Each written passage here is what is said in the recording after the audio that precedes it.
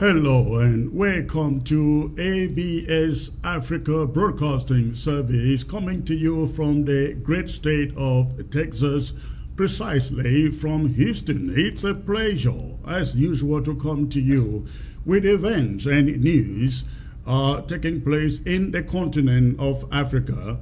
Once more, welcome to the broadcast, and I'd like to welcome all of you who are tuning in from north to the south of Africa, from the east to the west of the continent. Today, we're going to be discussing some very, very critical issues taking place in the continent, precisely in Ethiopia, Somaliland, and the Cameroons. The Cameroons, here referring to French Cameroon, known as La République du Cameroun, and the southern Cameroons, known by the people as Ambazonia. I will be having a very special guest tonight to bring us some insight into the diplomacy surrounding events in Somaliland, events in the Ethiopia, and of course the Cameroons. Again, once more, good evening and welcome. If you are joining in, ladies and gentlemen, by way of Facebook, the social media, please go ahead and hit your share button. Hit your share button if you are watching by way of the social media, Facebook in particular. Hit your share button, and in the next 5 minutes, get it to at least 1,000 people. We are already more than half that gone as of the moment. So please, if you are joining, hit your share button. If you're watching by way of television from the continent, invite somebody, let them know the anchor man is live. Again, ladies and gentlemen, we are having a very, very special guest here tonight. I'm speaking about the former Under Secretary of State in the U.S. in charge of African Affairs, Ambassador Tibor Nagy.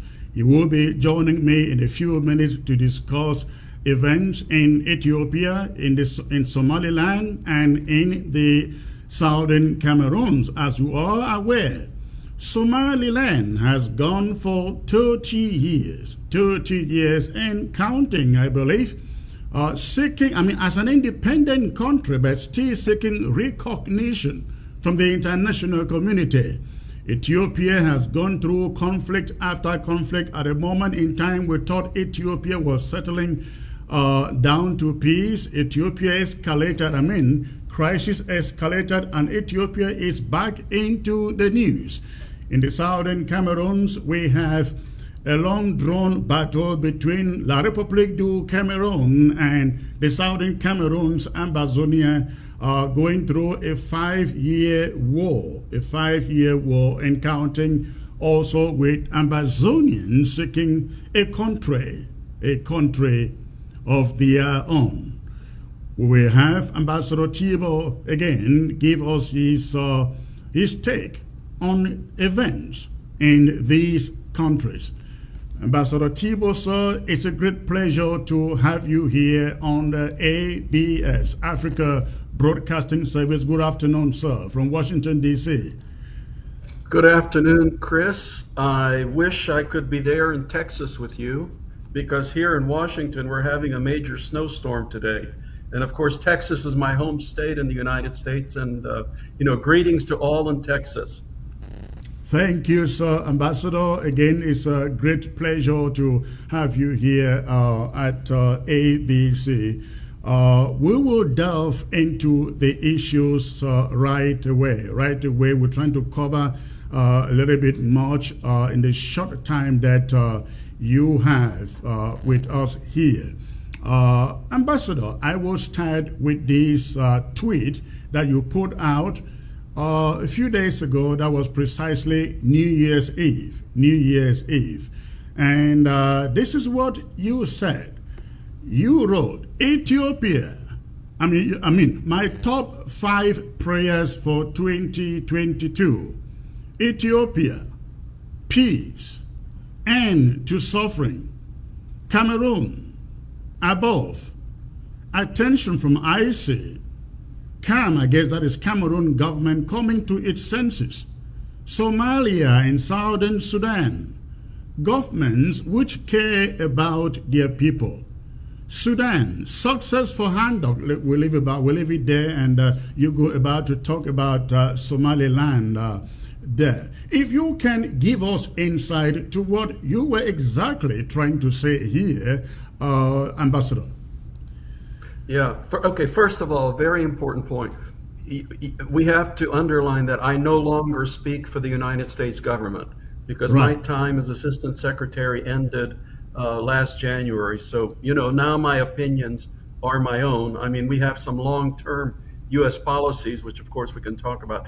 What I was trying to say there, obviously I have a long list of prayer concerns, but those were my top 5 for Africa for 2022 and moving forward.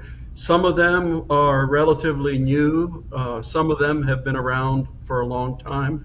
Some of them cover the period when I was Assistant Secretary, and they cover tragic issues. For example, Cameroon, which our administration was not able to do anything about. And I'm very much hoping that the new administration, and especially with Ambassador Chris Lamora going out there to Yaoundé, will be able to have much more success with.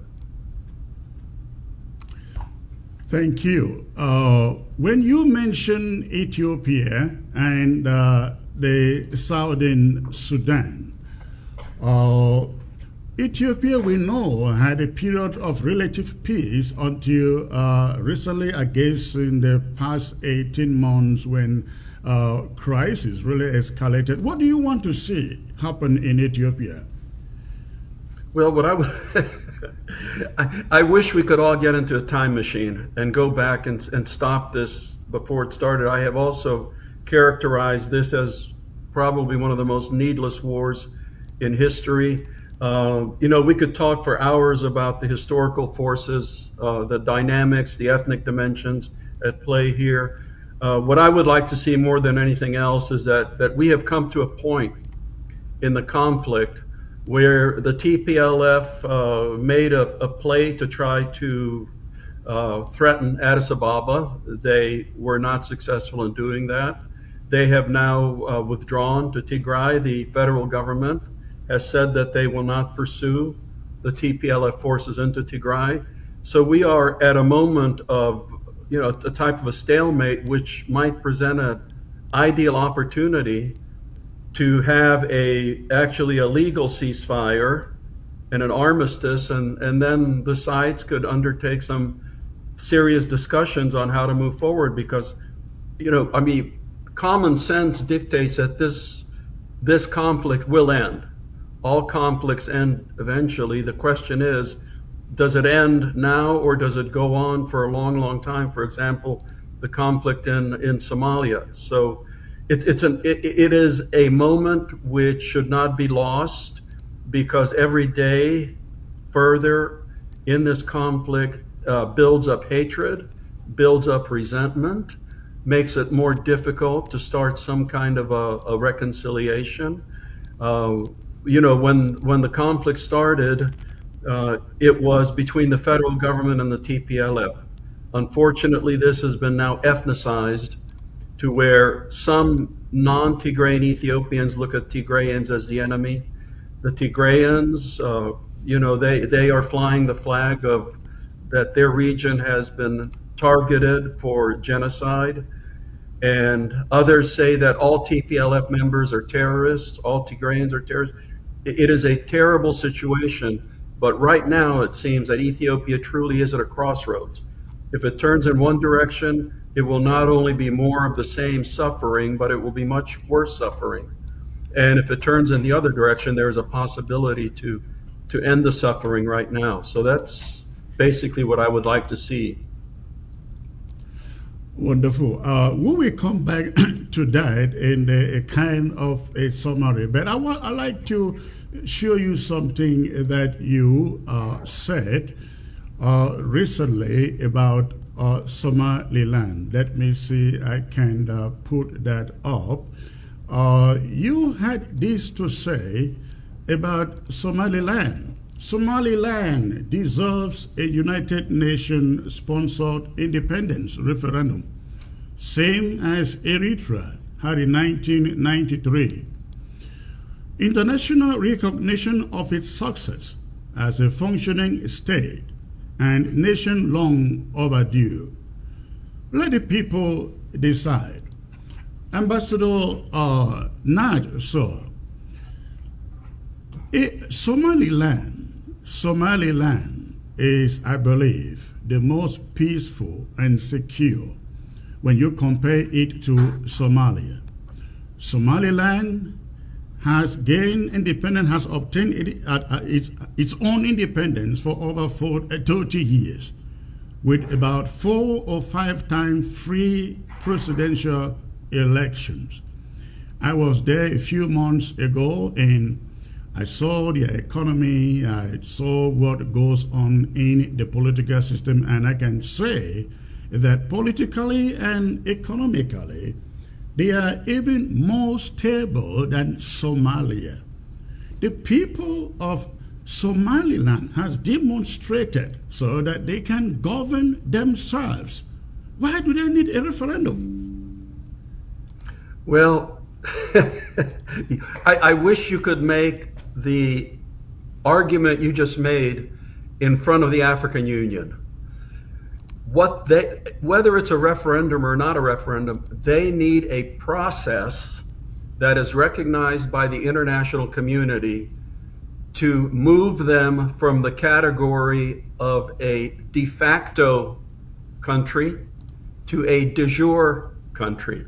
And I'm sure you understand the difference, and I think most of the viewers do as well. Because right now, as you said, Somaliland is a functioning state.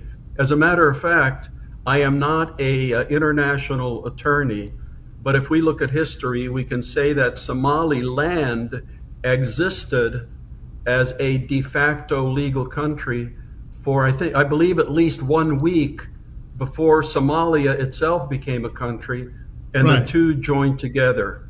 So what I'm getting at is it is way past time to have some kind of an international process that could put that international stamp of approval on Somaliland to say that, okay, now you are a de jure state. You're welcome to join the African Union. You're welcome to join the United Nations, because that is what has been missing. And I know that it has been tremendously frustrating to all the Somalilanders. I'll tell you a very brief story. When I was ambassador in Ethiopia back in, I think this was around 2000, I had the privilege to know the first president of Somaliland, President Igal.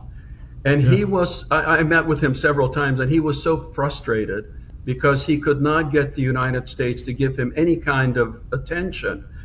And I had the misfortune to tell him, I said, Mr. President, here's the problem. Somaliland does not have any problems. It does not have any terrorists. It does not destabilize its neighbors. It doesn't have a security problem. And he looked at me and he said, you mean if we had terrorists in Somaliland, then the United States would work with us? And I said, exactly. So, I could understand his deep frustration. And that has basically been the history of Somaliland. I call them the little country that can.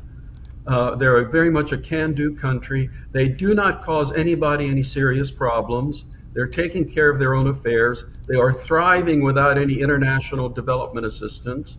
Recently, they received, I know, a major infusion of investments from the port of Dubai. So they're doing it.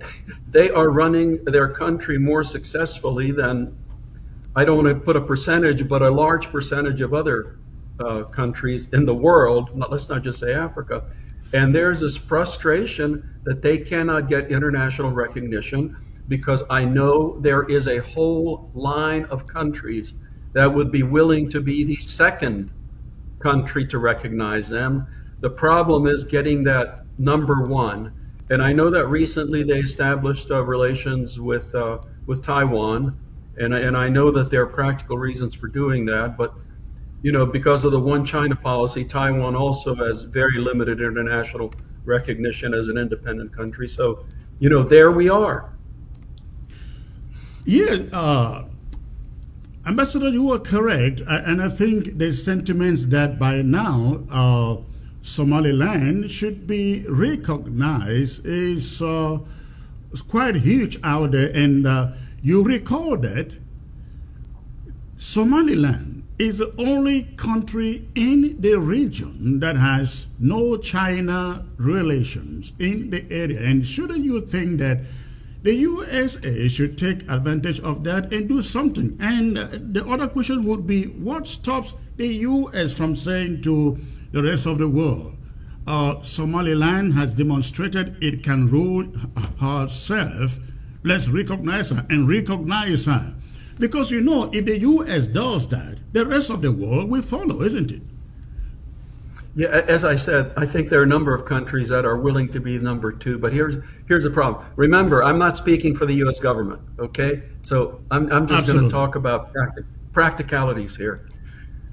You and I both know that the African Union is viscerally opposed to Somaliland independence because of a whole range of reasons, but the fundamental reason is they are scared to death that would then encourage secessionist movements in other countries that are member states of the African Union.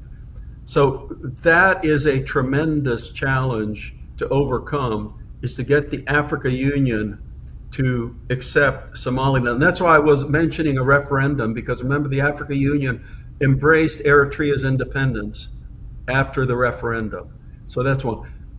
American government, and again, I'm not speaking for the government, I'm supposing the American government does not want hostile relations with the African Union, because in effect, the African Union represents 51 independent countries in Africa.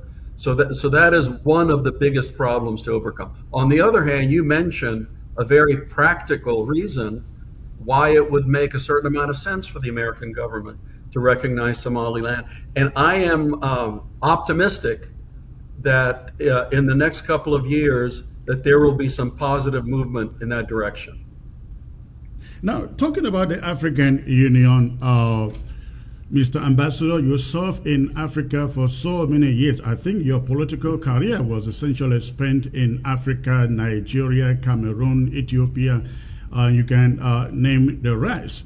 And Zambia, Cameroon, Togo, Seychelles, Zimbabwe, right. Let's go. Right. And you know that when it comes to these conflicts and crises in Africa, the African Union has largely remained dormant, doing almost nothing. For example, in Cameroon, where this conflict has been going on for 5 years and counting now, the African Union hasn't as much as called for a kind of hearing to see how a solution can be provided. Instead, it is Europe, it is the USA talking about how a solution could come in. Where is the place of the African Union in this conflict? Why does it have to be Europe or the USA? And why is the Americans and the Europeans not holding Africa accountable for the problems in the continent?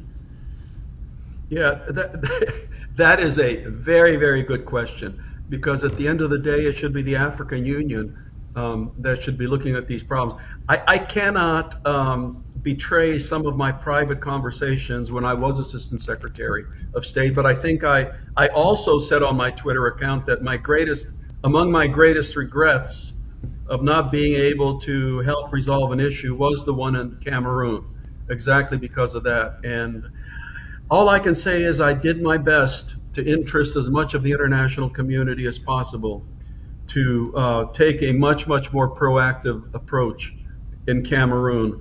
As to why the African Union itself doesn't get engaged in that, I think that question has to go to the officials of the African Union. Part of the answer is all you have to do is look at the membership of the African Union and see, who some of the longest serving heads of state are, how long they have been in their positions as heads of state. And of course, they have a certain amount of influence. So, I remember, and I'm sure you remember the old Organization of African corruption Union within the African setting, Mr. Ambassador? No, I'm not saying corruption within the Africa Union. So What I'm then, saying is that, like the United Nations, the Africa Union has to respond to all of its members. And if you look at some of those members, I would posit that some of those members are not leaders in democracy. that's a little interesting. But then, when you talk about leaders in democracy, shouldn't the African Union be pushing for that kind of leadership in the continent? But you find a situation where the African Union essentially rubber stamps everything politically that happens in every country in the continent. Absolutely agree with you. But again, you have to go to that institution, and the institution has to reform itself. It's not going to the United States and Europe that are going to be pointing fingers at them. Because if you remember, it would be very difficult, especially for the Europeans, to point fingers because of the history of colonialism. And let's be honest, for the United States to point fingers, we also have that period of history called the East-West power rivalry, when Africa was basically a chessboard between the Soviet Union and the West. But Mr. Ambassador, sir, I mean, you have served in the system and you know the influence, tremendous influence that the West, talking about the USA and Europe, wears over Africa. How come the West can exploit Africa, their resources, their leadership? But when it comes to democracy, good governance, the West always push it back and say, Africans, Africans. They want the rest of the world to believe they don't have the pedigree, the power to influence this good governance. Why is it always so? Yeah, okay. Again, we have to go to history. If you remember, not that long ago, when it was the Soviet Union against the United States, the Soviets had their clients in Africa, and the West had their clients in Africa. And at that point, everybody spoke about democracy, but the fact was the Soviets had their dictators, speaking of people like Mengistu, and the United States had their dictators, speaking of people like Sergeant Doe in Liberia. Right. So everybody spoke a good game about democracy, but at the end of the day, if somebody was on one side or the other, they were given a great deal of latitude. Soviet Union comes to an end. Africa has, I would posit, quite an optimistic decade in the 1990s, and then moving forward into 2000. We have a lot of elections where we did not have elections before. Presidents change. Opposition leaders come out of jail and move into the presidential palaces. Then we have 2001. And then the whole focus again turns on terrorism, extremism, and the global fight against terrorism. Hopefully, and I will say hopefully, we are at the stage now where Africa can be Africa, when Africa can actually look after its own interests. It turns out, and I think the world will realize very quickly, that in effect, Africa will be the Saudi Arabia of the 21st century, because Africa will have all of those treasures that the economy of the 21st century needs. And then Africa has one other phenomenal thing, which nobody else does, and that's the youth tsunami.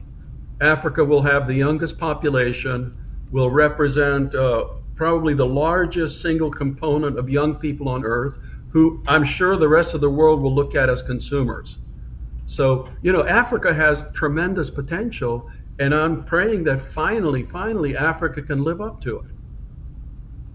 So the final question on Somaliland, and then we'll move over to what is going on in Cameroon. Do you see the U.S. championing the recognition of Somaliland as an independent nation? Forget about a referendum. I hope so.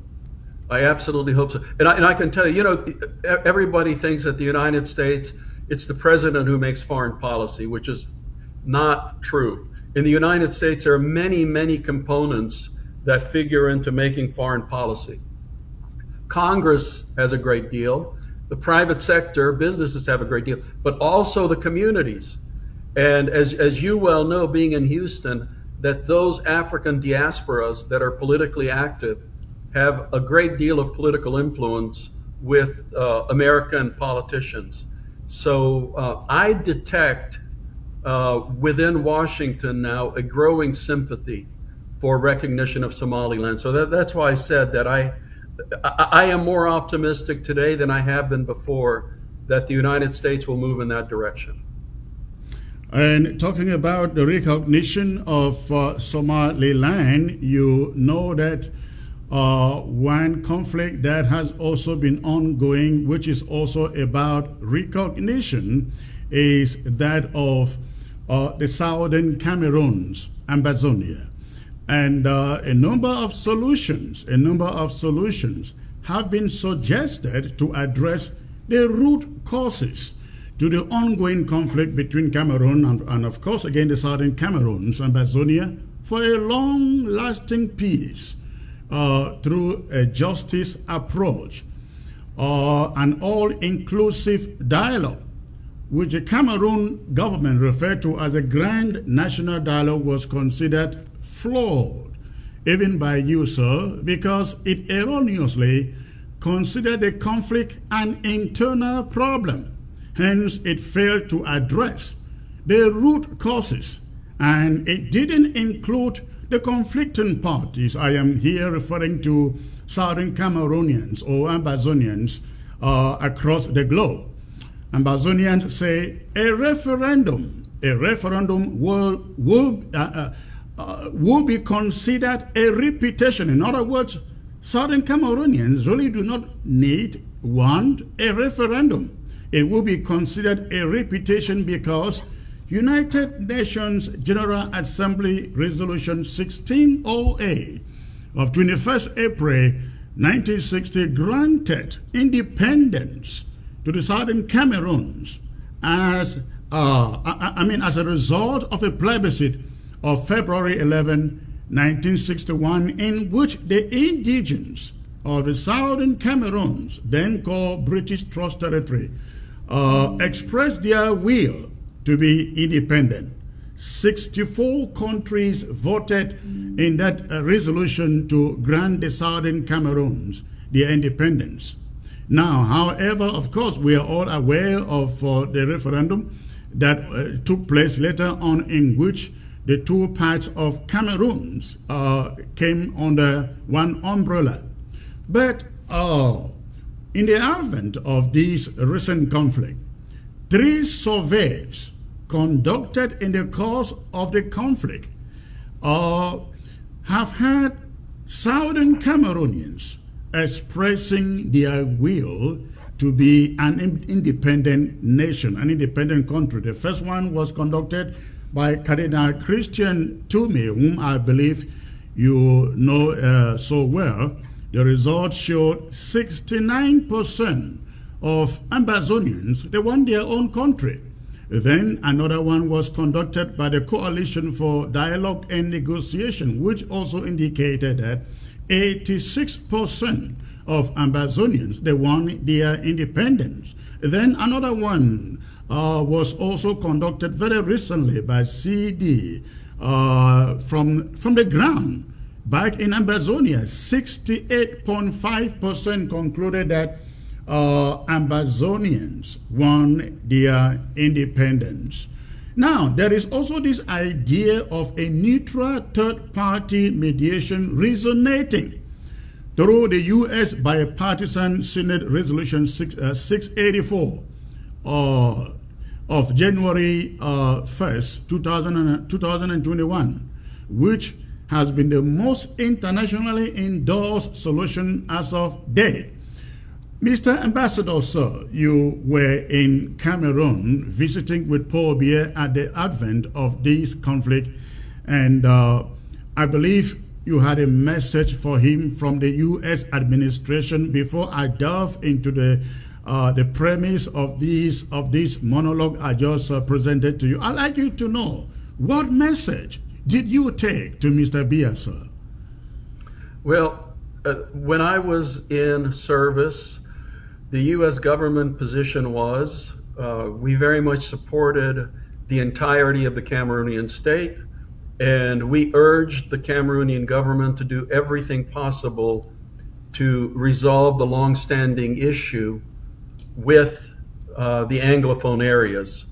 So basically, it was a message of please do everything possible to solve this problem before it does get to the point where there's going to be a secession between the two parts of Cameroon. And you are very much aware, Mr. Ambassador, the Cameroon government, the president in particular, rarely addresses the media or the press. And so nobody is really sure of what kind of assurances you received from him during that visit. What was his response to you, sir? Well, that was not, here's the thing.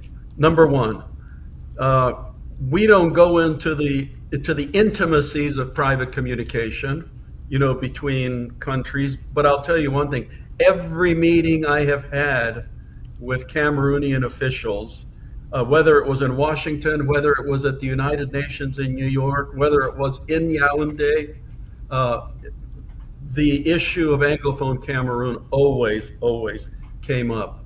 The United States, let's also talk about Cameroon itself, because for the United States, it is a very complicated relationship with Cameroon, because as you well know, there's two conflicts going on in Cameroon.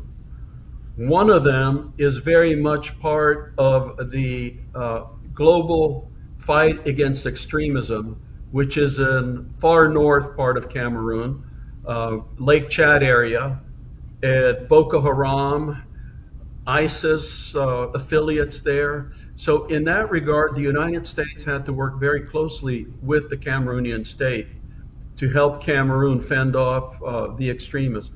Then on the other hand, you have this horrendous problem going on in Anglophone part of Cameroon, where the Cameroonian government is in effect at a certain conflict with its own population.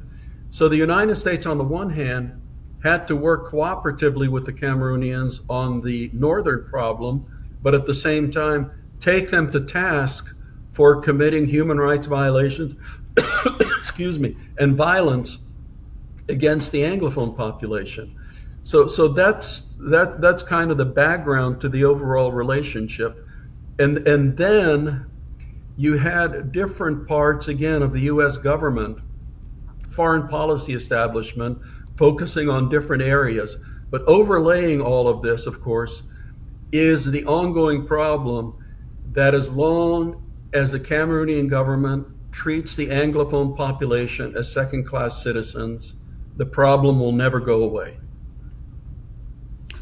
Well, you capture it right there at the end, treating Anglophones as second-class citizens, and the problem will never go away. It is not going away. Ambazonians, they come across very resolved to fight until they get their own free country. Now, as you heard from me, there have been quite a number of solutions to resolve this conflict. Number one, you have the so-called Grand National Dialogue that Yaoundé hosted. There has also been the Swiss initiative aimed at mediating an end to the conflict.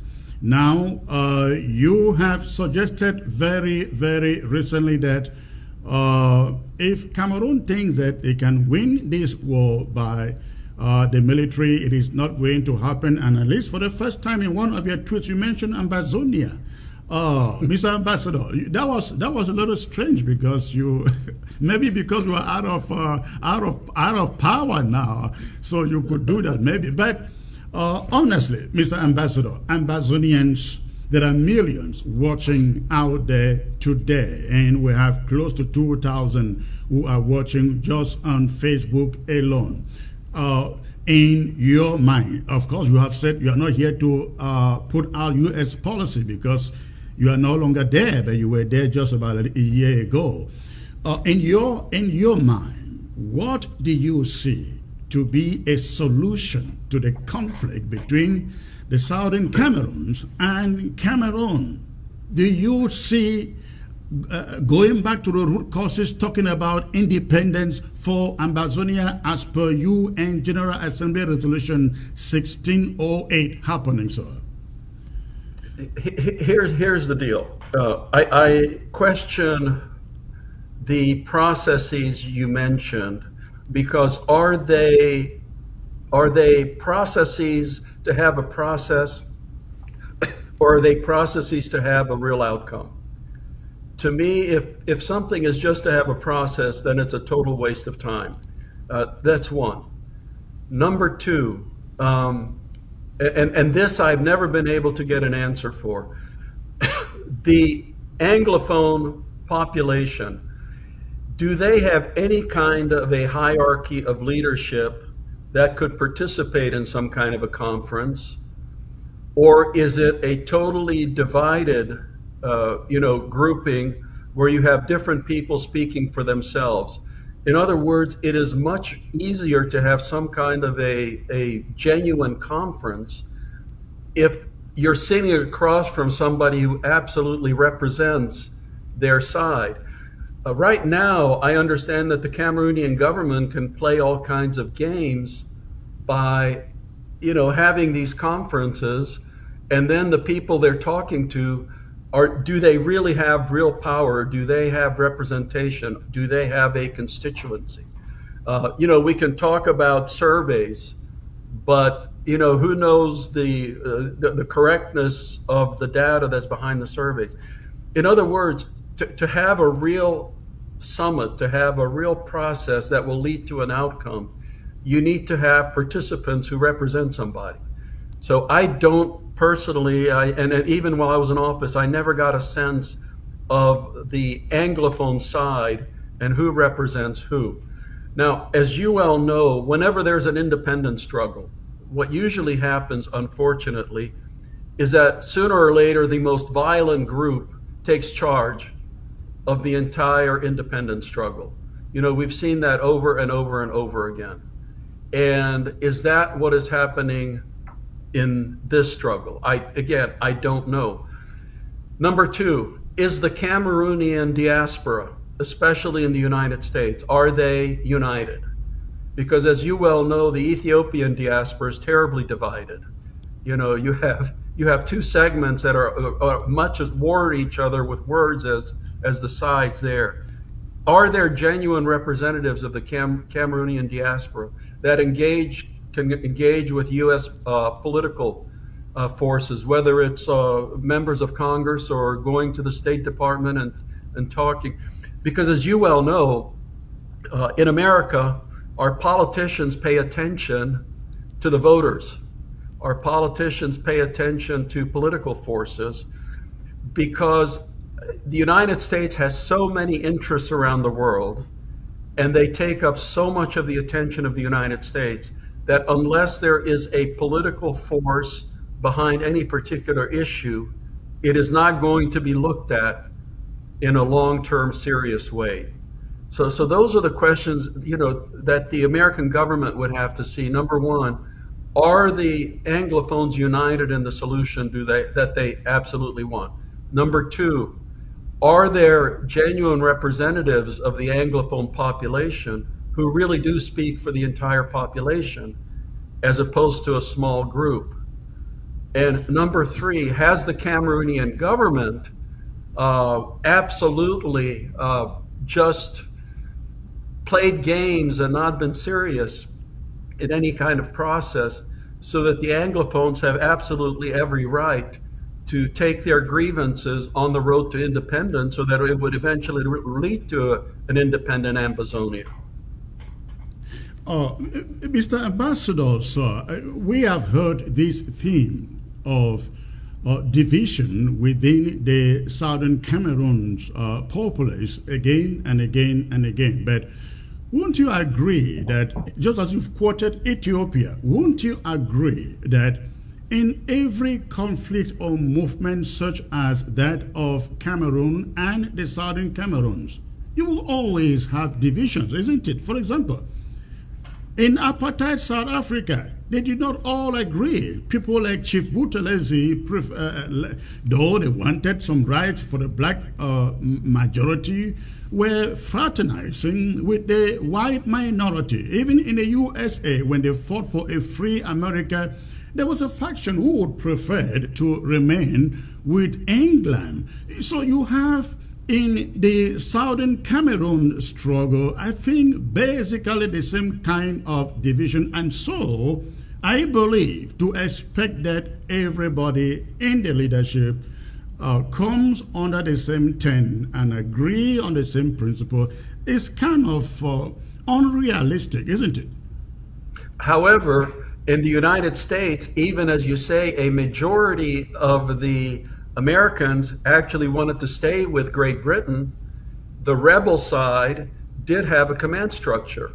They did have a political hierarchy. So for me, again, I'm speaking just for myself, but for the Anglophone Cameroonians to provide credible alternatives, they really should present a unified side, a unified structure, so that it's the same people that show up, whether it's in London, whether it's in Washington. And as we all know, we have to speak reality here in Paris. Because as long as the Cameroonian government can say, oh, it's a bunch of divided, this person represents 100 people, this person represents 200 people. And oh, by the way, this person, all they do is kill school teachers, who want to try and teach students. So I'm just being practical, because members of Congress are not going to have time to see 12 different spokespeople for the Anglophone Cameroonians. Mr. Ambassador, you have been on this issue since it escalated. Since 1991. Right.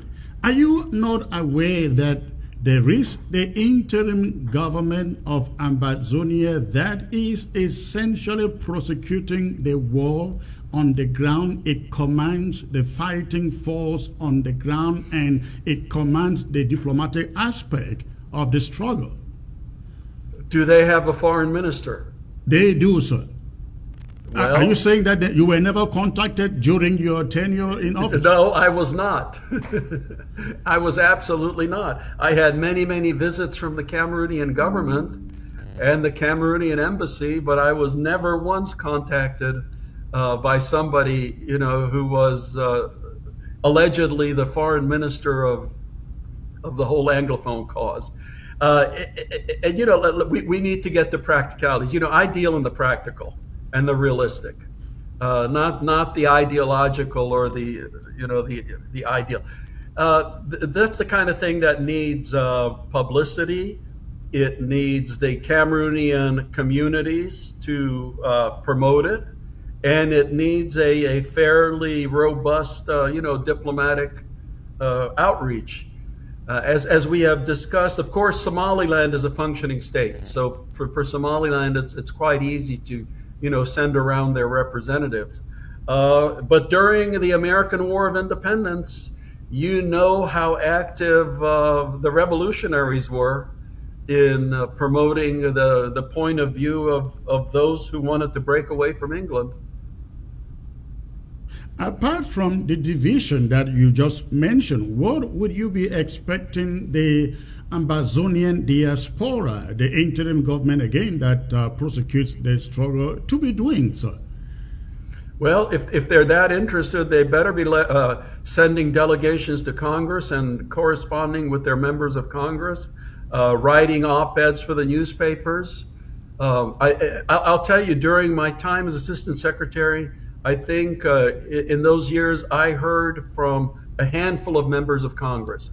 There was one member of Congress that I really applauded because he was very, very proactive in this regard. But it was not what I would say a kind of a hardcore effort or some kind of a political movement. Now, when we talk, I'd like you to take a moment and just listen to this comment that you put out. This was during a hearing in the Congress. I think this was in 2019. When I was still working for the government. Right. Well, everything's on the table moving forward, but we have to bring this situation to an end. Else, there's a possibility of what happened in Nigeria with Boko Haram. Started as a small movement, and now look at it. And it'd be disastrous for the region if the Cameroonian government turned this thing into yet another type of Boko Haram. And then also The Cameroonian government established several commissions, and I'm sorry, I don't know the exact name of it, whether it's the Multicultural Institution for National Reconciliation or something, which on the face of it sounds good, but the institution, and there have been a couple of these, but they have not been provided adequate budget, and they have not really done anything. Mr. Ambassador, each time I listen to you make a comment on this crisis, you come across always sounding like frustrated that the Cameroon government just hasn't done enough and doesn't have any intention to do enough to bring this conflict to an end.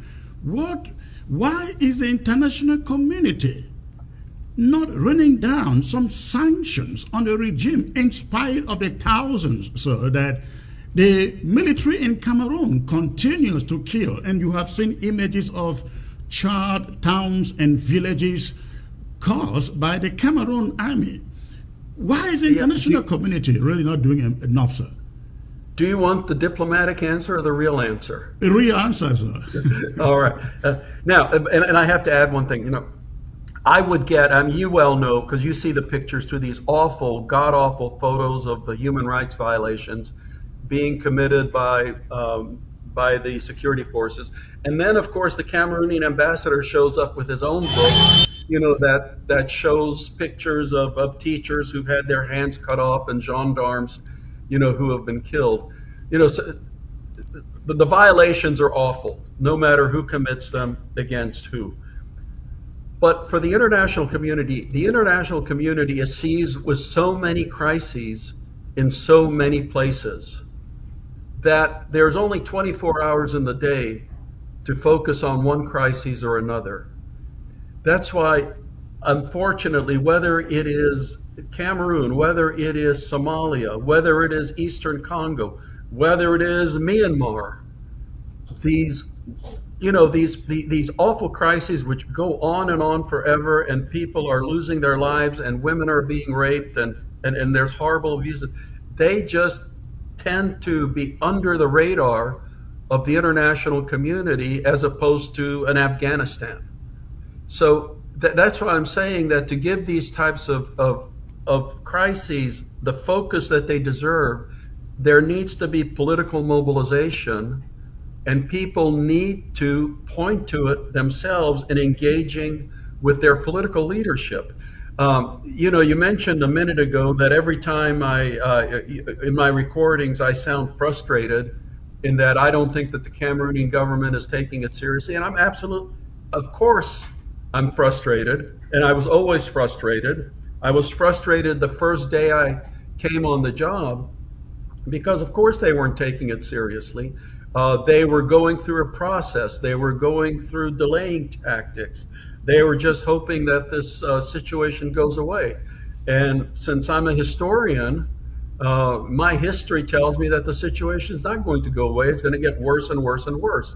That's why when I alluded to Boko Haram, you know, when Boko Haram first started, they started with words, and then they went to machetes, and then they went to guns, and then they went to bombs, and then they went to armored personnel carriers.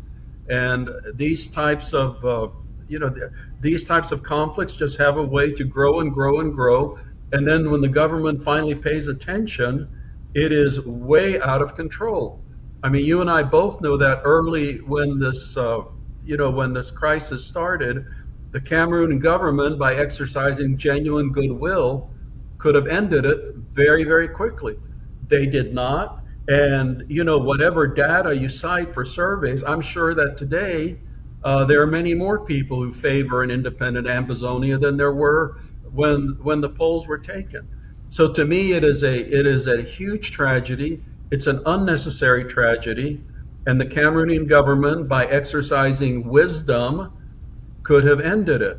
But I go back to the fundamental point I made, that as long as the Cameroonian government looks at its Anglophone population as second-class citizens, then the conflict is going to go on. Ambassador, sir, so much has been said about the root causes of the conflict, and I will ask you, what, according to your understanding, are the root causes to the conflict? I mean, you live in Cameroon, and I'm sure you have a little bit good grip on the history of the two Cameroons. Yeah, here's my take. I traveled all over Cameroon. Of course, I was very good friends with John Fruindi, and I remember driving to Bamenda once to investigate the killing of some demonstrators.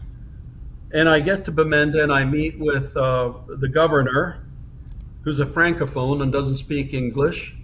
I meet with the commander of the military region, who's a francophone and doesn't speak any English. And I said to myself, you know, as long as the government assigns people to the Anglophone regions who cannot even honestly communicate with the people that they're supposed to be engaging with, it is a losing policy. You know, I flip this around. I think you've heard me mention this before, because the Cameroonian situation is very similar to the Canadian situation, except in Canada, 80% of the population is Anglophone, 20% Francophone. In Cameroon, it's 80% Francophone, 20% Anglophone. And in Canada, they have gone out of their way to make sure that the 20% Francophones feel like they are a part of Canada. As a matter of fact, when any Canadian official makes a speech, the one page is in French and the next page is in English, and it goes on like that. It is inconceivable for a Canadian politician to not be fluent in both English and French. And until the Cameroonian government gets this through their head, the Anglophone population is always going to be made feel like second-class citizens. Now, when you spoke to Congress a while ago, still in the, I think 2019, you made reference to what U.S. policy is.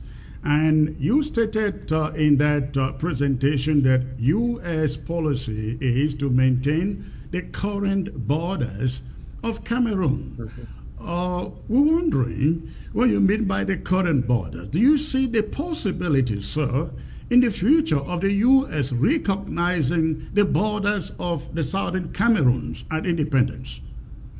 Again, I can't speak for U.S. policy. What is your opinion on that, sir? But let's be realistic. U.S. policy, as any policy in the world, undergoes change. So if circumstances on the ground change dramatically, then of course we could posture that U.S. policy would change with that. You know, when I was speaking, I was reflecting the U.S. policy of the day. So you know, you have to ask my successor, Assistant Secretary Fee, you know, or the you know, Secretary of State, to see what the possibilities are. But of course, U.S. policy changes as we discussed with Somaliland, because you know, who knows where that will go. All right. Let me get to probably one of those last questions here. As you know, one of the things on the table again is the Swiss mediation, and as you know, it has gone on now. I think this is 3 years, the third year of the Swiss initiative, but there doesn't seem to be a lot of international pressure. International weight behind the Swiss mediation to require pressure on Cameroon to get to the table. Don't you think that countries like the United States, the UK, Canada could do more to assist the Swiss get Cameroon to the negotiation table? Yeah, again, I wish I could go into some of the private discussions that I had on this very issue, because you are articulating some of the same frustrations that I shared at the time. The problem was, again, as long as there was a quote unquote process going on, it's fairly easy for the international community to point to that and say, well, there's a process in place, so let's just see where that process, ends up. So as I mentioned before, unfortunately, it seems to me to be a process to just have a process, and there's not going to be any sharp outcome. Again, looking at history, I fear that to move the process along is going to take some very dramatic events happening, because right now, look around at the world, look around at the headlines, and there is just no international attention going there right now. What could be done to get that international attention, especially on the part of Southern Cameroonians? Well, as I mentioned before, it would be a lot easier if the Southern Cameroonians came up with one very clearly defined leadership structure that could start engaging the various countries around the world. The United Kingdom, I know, is very interested. Of course, we all know that one of the key countries would be France. The United States, there are certainly members of Congress and the State Department and the White House people are interested, and get the Cameroonian diaspora, especially in the United States, to start engaging their members of Congress. Talking about France, recently in one of your tweets, you regretted that the French are not doing enough to get Cameroon to commit to negotiating an end to this conflict. Yes, that goes to one of my greatest frustrations. I'm not going to give you the details on that, but rest assured, again, I did everything I could, to get them interested in this. You remember, to be fair, you have to look again. The United States and France have a range of very, very extensive relations, and even in Africa, the United States and France are engaged together very closely combating extremism in the Sahel. So, the Cameroon is just one phase. It's just one phase of the relationship between the United States and France. Are you suggesting so that the United States is kind of hand-tied because of the friendship with France to push for anything that could bring the conflict to an end? No, I wouldn't. I would not go to that extent to say the hands tied. All I would say is that it's a very broad relationship with France, and if the problems in the Sahel is what is demanding all of the attention, then the others are not going to get the same amount of attention. That's what I'm saying. Ratchet up the political. Always politics matters in these kinds of things, and there is a very vocal, active Cameroonian population in the United States. They just have to be politically engaged to express, their rights under the U.S. Constitution of petitioning their members of Congress. Thank you, Mr. Ambassador. I will crave for your indulgence for a few more minutes, please, if you can. I'd like to open the phone lines and take maybe 2 or 3 questions directly for you. But why I open the phone line, please? Again, I go back to the Southern Cameroon's diaspora. What would be your candid advice to the leadership? You may not be very much aware of how the setup is, but I can assure you the Southern Cameroon has a very dynamic diaspora leadership. What would be your advice to them, Mr. Ambassador?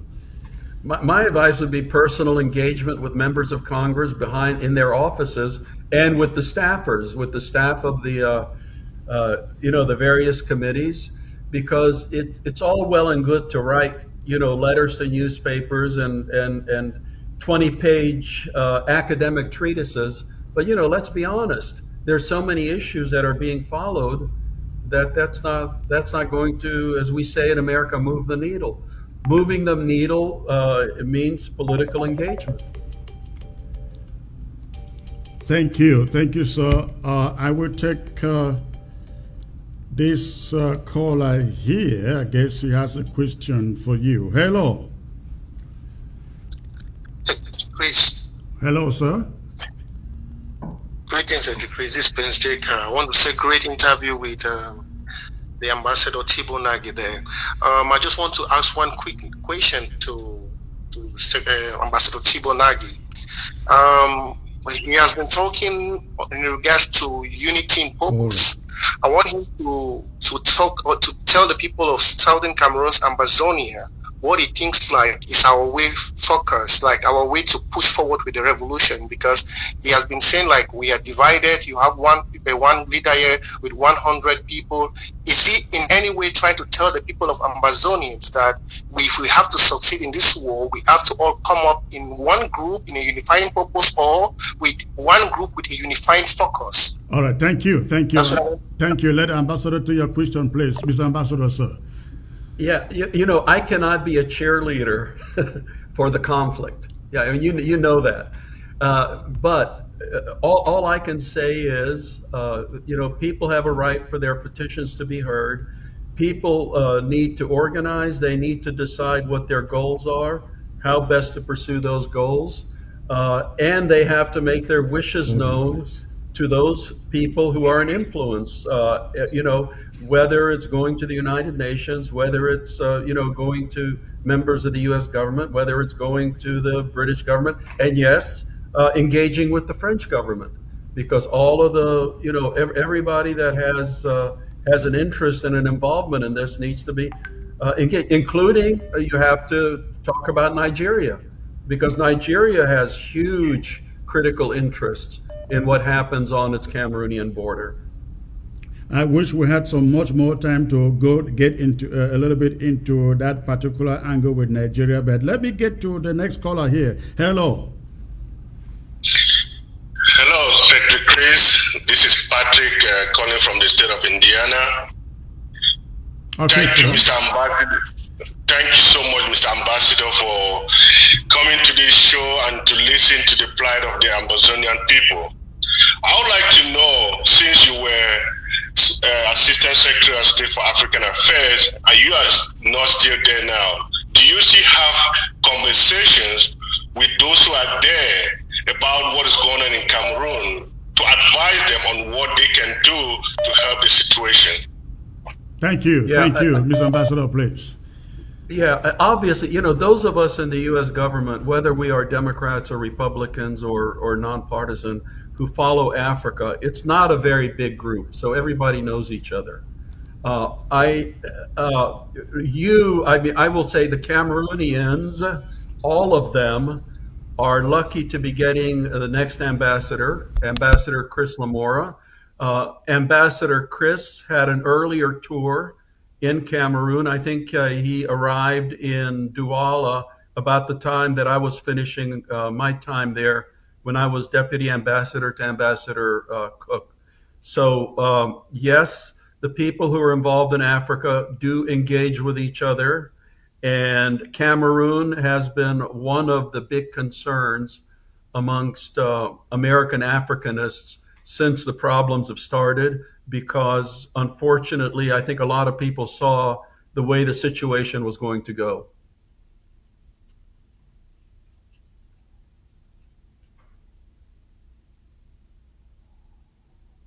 I can't hear you. Okay, this is the last question. This is a caller calling from Germany. Hello. Yes, hello. This is Dr. Awa. I got a question for the ambassador. I have in front of me UN Resolution 1608 of April 21st April 1961, with a vote for the independence of the Southern Cameroons, 64 against 23. And I see among the countries that voted for the independence of the Southern Cameroons, the United States of America. They actually voted for the Southern Cameroons to get their independence. But somehow the Southern Cameroons is being ruled by a neighboring country that got its own independence on the 1st of January 1960. Please, Mr. Ambassador, can you really give me your own interpretation of this resolution 1608 of 21st April 1961? Thank you, sir. Thank you. Mr. Ambassador, I think that's quite an interesting question there, because when 64 countries vote to give a country independence, it turned out it is independent by joining. That never happened then to any other nation in the 60s, right? Yeah, right. The easy answer to the gentleman's question is no, I cannot, because I am not that familiar with that much history regarding the origins of the dual Cameroonian states. But I think, Chris, didn't you mention that shortly after that there was another resolution which actually led to the coming together of the two portions, and that there were votes taken in what had been the British Trust territory, and some parts of it joined up with Nigeria, and other parts of it decided to form the Federation of Cameroon, which then eventually, I forget, was it President Ahijo or President Biya who did away with who did away with the Federation. So I think that there were certain steps of that old history, that there were subsequent actions after the resolution that the gentleman mentioned. Mr. Ambassador, I am really thankful for you coming on ABS. I will be coming back to you once in a while to get your take on African issues. For your information, sir, ABS is fairly new, broadcasting to all of Africa, and it is a news channel that covers African issues. And again, I shall be returning to you for some other African issues in the course of the time. I really want to appreciate you for coming on board, sir. Thank you very much, and let's continue praying for the very issues you talked about. Thank you, sir. Thank you. Ladies and gentlemen, Ambassador Tibor Nagy on the ABS, Africa Broadcasting Service. Unfortunately, the time can never be enough to cover all the issues. For now, I am going to invite my panel to weigh in on the discussion with Ambassador Nagy. So I am joined by Mark Barita, ladies and gentlemen, joining in from London. Also joined by Barrister Inde, also from London.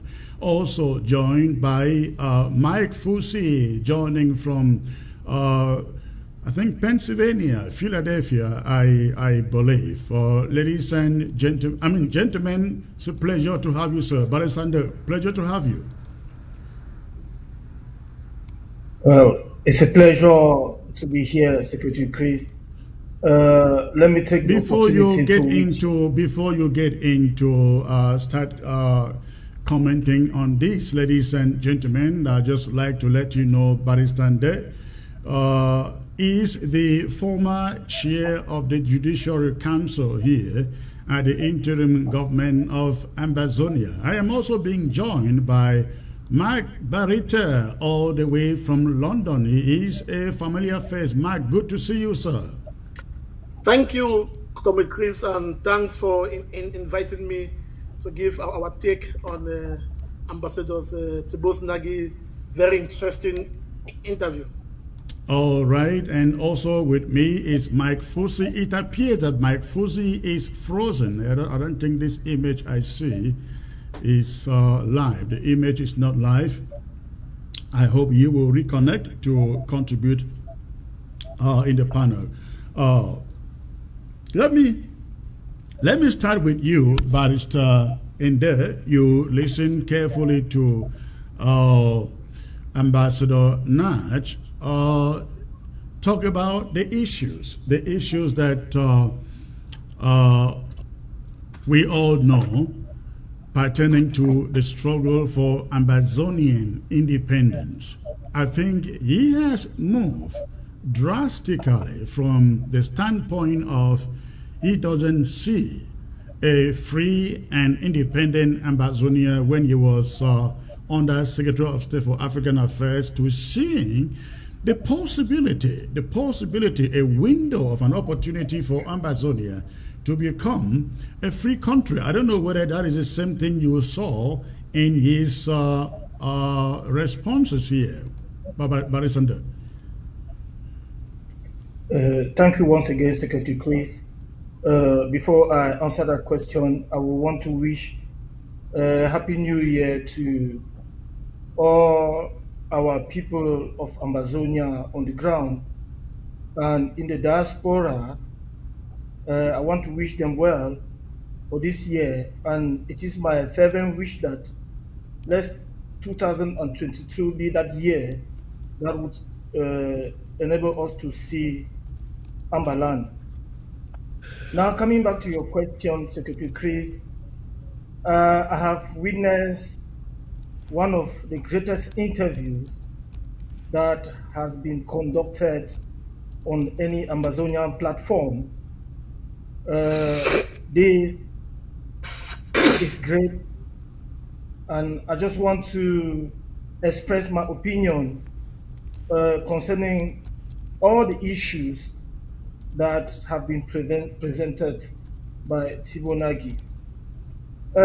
It is not a surprise to see a drastic change from his position when he was in office and the position now.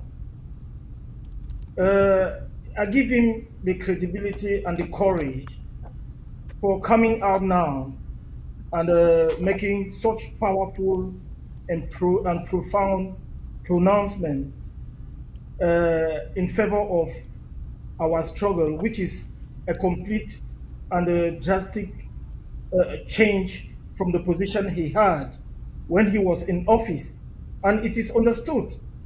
I mean, when you are in office and in such a career, you need to be articulating the position of your government, not your own individual position. Now, with the weight of that office away on him, he is now at liberty. He is now free to express himself the way he wants and to give his private opinion. That is why we've been having these tweets time and again in favor of our cause, which clearly defines his position insofar as we are concerned. The only regret I have is that we have not been doing enough to engage at the level that he has clearly stated here.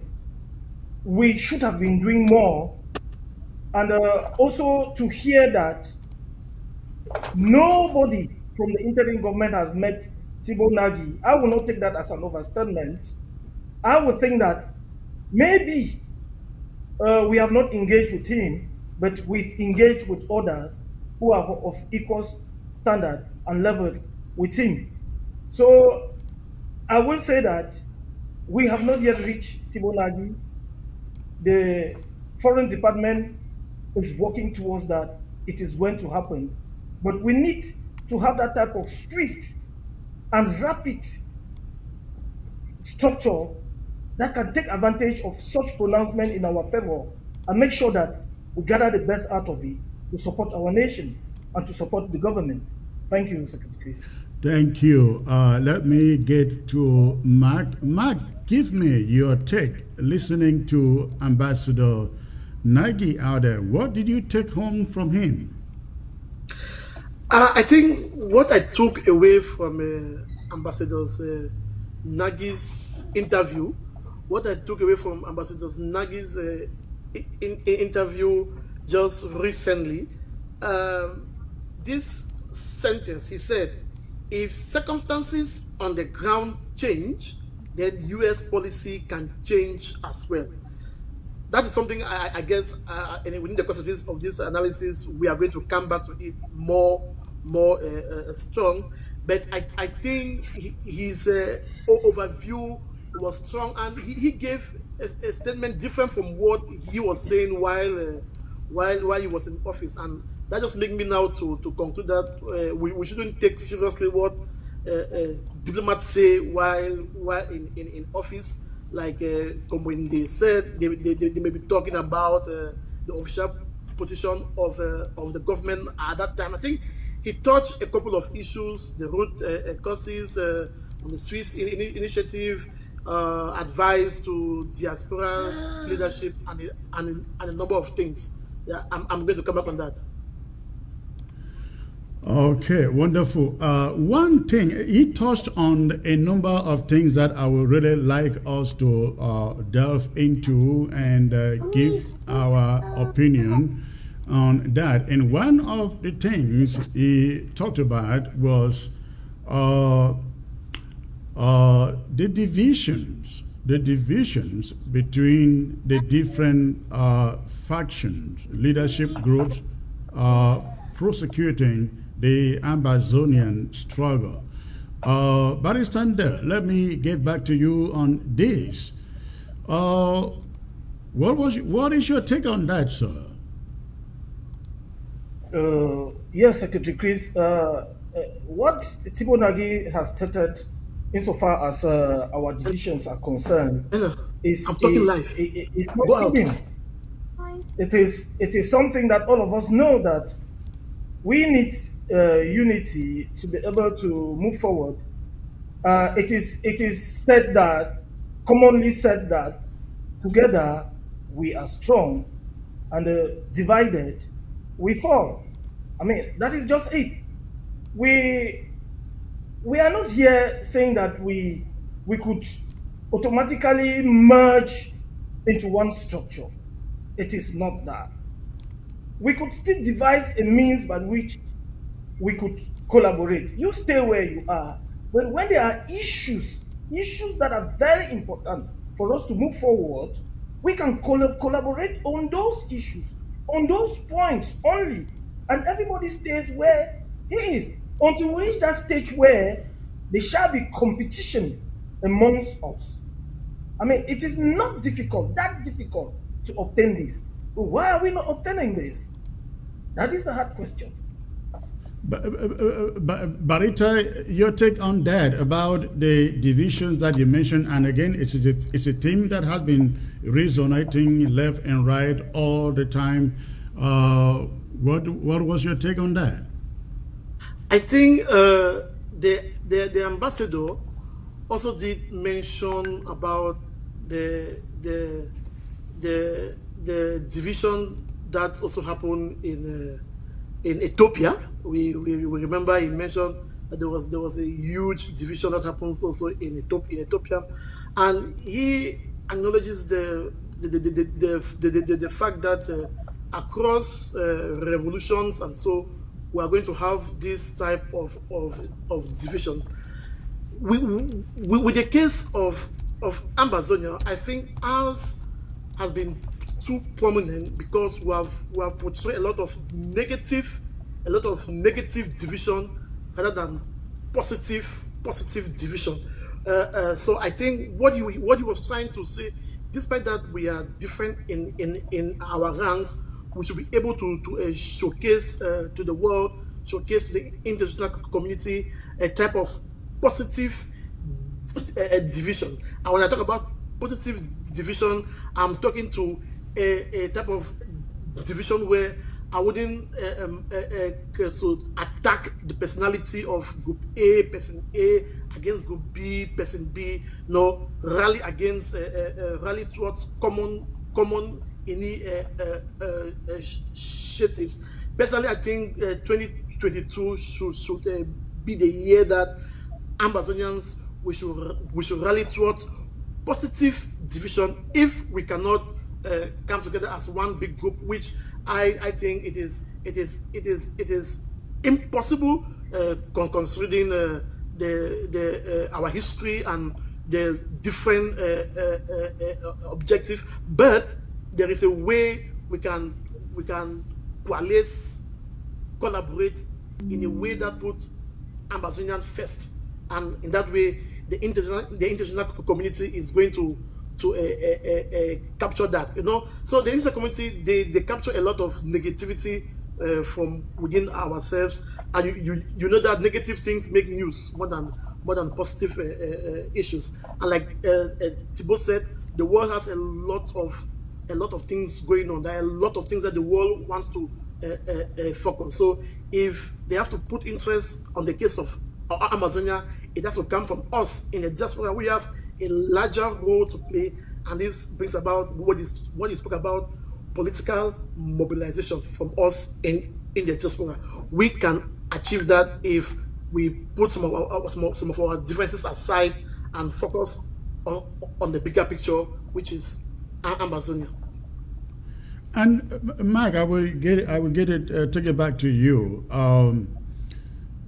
How would you go about bringing all these people to work together? Again, not necessarily as Barrister Ende puts it, bringing everybody under one tent, but getting people to work together. You know the difficulties involved.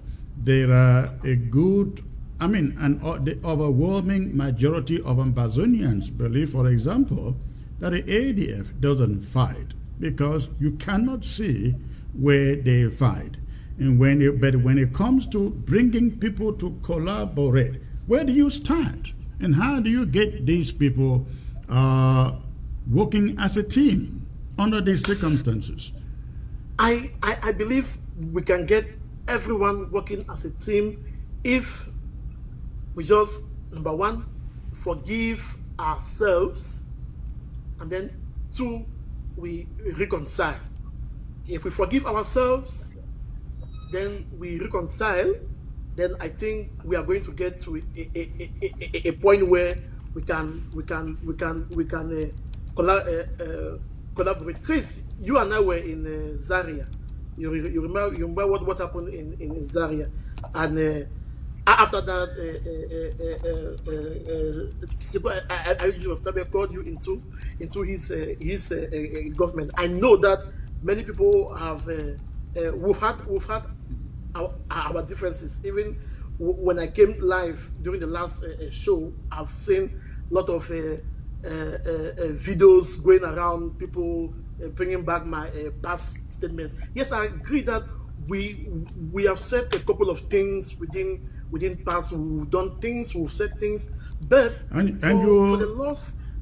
And you actually prefer to keep me than to keep Obia, isn't it? You said if they put me and put Paul here, you will keep me first. Have you reconciled yourself with that? That is not all of it. Let me say it on live. Let me say it on live. Let me say it on live. Of course, I've said 2022 was the year of reflection, forgiving oneself, trying to reconcile. Of course, if you put Paul Biya and Chris Ano, there is no way I'm going to point the gun at Chris Ano first. That is. I think people should look at the figure of speech. In this operation, we have some kind of figure. You look very tense though when you made that statement. You put Paul Biya and Chris Ano. I'll kick you. That don't worry, Chris Ano. That's all right. At the height of a at the height of our going on. But when it comes to collaboration, I think the fact that you invited me on this show twice or so means that I think you look at Ambazonian first, and the statement that I made did not form part of your judgment, because I think you understood probably where I was coming from, the heat of the moment, and I see it as a figure of speech. We have to reconcile amongst ourselves, and we have to forgive ourselves. I don't go into the issue of ADF, ARF, this fighting, this, that, because we know that these are some of the bedrocks of the issue that has catapulted our revolution from different angles. You recall, before I was a supporter of the idea of a government. I Right. push for it. You know, I supported it, and I made a statement I think more than 2 years ago, which I said the idea of a government was a mistake. Before I made that statement, I had written to all the movement at that time, and I gave them a proposal of what I think could get us going. And I personally think that that proposal still stands true as of this day. No group, you don't need to dissolve. You don't need to dissolve. It's not about one group all coming together, then everybody lose. No, you don't need to dissolve, but we need to get, like Tibor said, we need to get a unified platform in which, when we say we are going for political mobilization towards this, we are doing that, towards that, and we are doing that. But we can have that unified platform if we genuinely forgive ourselves and we genuinely reconcile. Because, Chris, a lot of bad blood has gone under the table from all angles of the revolution. But at the end of the day, what do we want? We all want Ambazonia. If we can keep on fighting it for the next 10, 20 years. If we don't have Ambazonia, who lose? At some point in time on ground zero, our people may fed up. They may decide to go back to their lives. But we are going to remain here in the diaspora forever. God forbid. That is why we must do everything possible to reconcile ourselves so that we can march to Boya in one piece. Thank you. Barry Sander, you were trying to say something. Yes, Go on, please, Barry Sander. I wanted to add to what Mark Barretta has stated. Mark, you can remember the battles that me and you we have fought on opposing ideologies on opposite sides. You know all of that. I think if you can refresh your mind, you still picture all of those battles that we fought against each other. That said, Secretary Chris, I would want to say that our people need a lot of education. Even right now that we're talking this, you will still find people out there who are writing, commenting, attacking people simply because of their opinions. We need to understand that a political opinion is a right, and anybody is entitled to his opinion. Insofar as that opinion does not infringe on yours and does not affect you, you don't need to go paint people, give them all sorts of names, go make long write-ups, who paints people for making their political opinions. I find that to be petty. We need to educate our people to grow beyond that. And those are one of the drawbacks. And the second thing that I wanted to say is that the interim government controls about 90% of our people. And if we go from that perspective, we would say this interim government is strong enough to execute, to take us home. That is it. What we are saying is that the type of collaboration that we want, taking cognizance of the fact that the interim government is that supported by our people, we need others to bring in their own input, not necessarily joining the interim government. No. When there are particular defined issues, we come together and talk on how to execute those issues. And when we do that, we will certainly achieve the required results. That's what we're saying. Thank you. Yes, Mark, go on. Yes, I wanted to say that I hope we should understand. Like, talk about a political education. When there is anything like let's look at what's a government. When it's everything like a government, then be ready for an opposition. Okay, and when there is a government, those who man that government believe that they are the ones who have the final say, and as such gives instructions, gives directives that other groups, other political movement may not follow. That wants citizens to fall under. That is the whole problem with having government per se, but some people say the AGOC is a government in disguise because they have all the necessary tenets or department of a government, even though they're not being called as a government. My take has always been, and as I stand many years ago, I stand for it again. A revolutionary council. Chris, you are part of the interim government led by Dr. Sako Komende. You are also part of the interim government. Would you people accept to agree to come in a council that brings in other political movement? The problem is that some people within the interim government may agree, but others will say no. We are the government. As a government, we don't succumb. We're the ones taking charge. But look at ACT. Is it the Ambazonia coalition team? The IG is there with the other movement. That is already a template. It's a good template, which means it could work.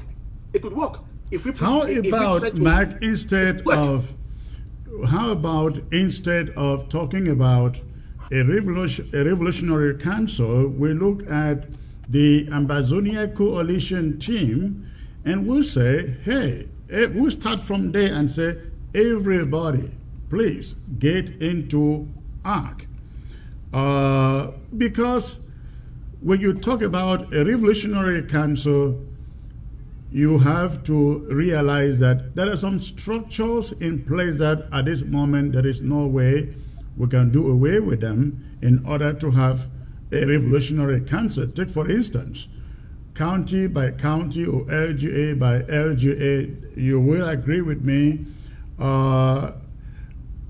that's the wheel on which this revolution is essentially running, because if you go to Mezam, you find forces. You go to Ngoketunjia, you find fighters. You go to Bui, you find fighters. You go to Manu, you find fighters. You go to the BLM and so on, you find fighters. Those fighters are being sponsored by their counties. So you put away the idea of a revolutionary council, but then say everybody come under the umbrella of ARC, so that issues of diplomacy, we can discuss it. Issues of negotiations, we can discuss it. How about looking at it this way? Chris, I don't think it will be an issue. Whether you call it, okay, I'm called Mark Barretta. You can call me Barra. You can call me Barretta. You can call me Mark. I still remain the same person. A name doesn't really matter. What matters is the content. What is being done at that level.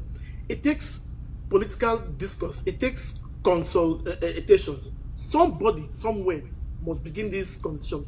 Every group, SCAF that I represent, or can say, okay, let's come towards ARC, or all together as ARC. But now, will ARC be ready to transform towards its original objective, to accompany all these other groups that are. But Mike, don't you consider SCAF as essentially an activist group? Does it necessarily? I really believe that activist groups should stay out of corporate groups, because activists are like our reporters, our journalists, who should be left to call things the way they see it, especially if they're doing so truthfully and without being partisan. I think they should stay out so that they can then call the wrongs where they find them. I agree with you, essentially. The whole idea of bringing activists together, the whole idea was to sanitize the social media space, because there was a lot of infighting, a lot of, like you said, activists are essentially reporters, should cut out things as they are. But if you look at today, activists have chosen side. There are some who are aligned towards group A, towards group B, towards leader B, and they tend to project those things only what their group say or their leaders say. As SCAF, we try as much as possible to remove ourselves from this division, from this infighting, and try to focus on the ground on the issues that matter. But going back to every group coming to act, it's not essentially a problem, but there needs to be a consultation, there needs to be a drafting, so a tweeting of its objective. So whether you call it act or a council, once they agree that this is what we're supposed to do on diplomacy, this is a message we're supposed to go out for communication. This is how we are supposed to react to Paul Biya's killing of our people. That is still collaboration essentially, but it's going to take forgiveness, goodwill, and somebody must be able to reach out. Chris, who could be that person to reach out? That is the problem. You could decide to take that mandate. You as Christian, you can decide to take that mandate. You are here now on ABC. It's viewed as a neutral platform, different from the organization that you represent. So anyone coming here, feel free. I'm not coming to a government TV. I'm coming to a private TV. You could take that initiative. Put aside whatever that has gone behind what has been said, no matter the worst thing that has been said. Nobody in this revolution is worse than Satan. So nobody is worse than the devil, no matter what has been said in the past. You could decide to give yourself that mandate, reach out and see what happens. God might be saying something in 2022, Chris. Well, thank you. We are joined by Mike Fusi, who was supposed to be with us from the onset, but he had some technical issues. Barrister, before I get back to you, let's quickly get to him and get his take on the interview with Ambassador Tibor Nagy. Mike Fusi, what did you take home from Ambassador Nagy, please? Secretary Chris, I'm glad to be on ABS again this afternoon and to share the panel with Mark and Barrister. I think we have heard from Ambassador Tibor Nagy himself, who came and he told us exactly what we've been doing right and what we've been doing wrong. And it is abundantly clear now that our diplomacy has not been good enough.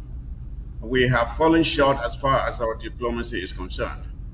And the infighting amongst ourselves is not helping either. And I'm really excited and glad that I see Mark here sounding very subdued and measured in his pronouncements.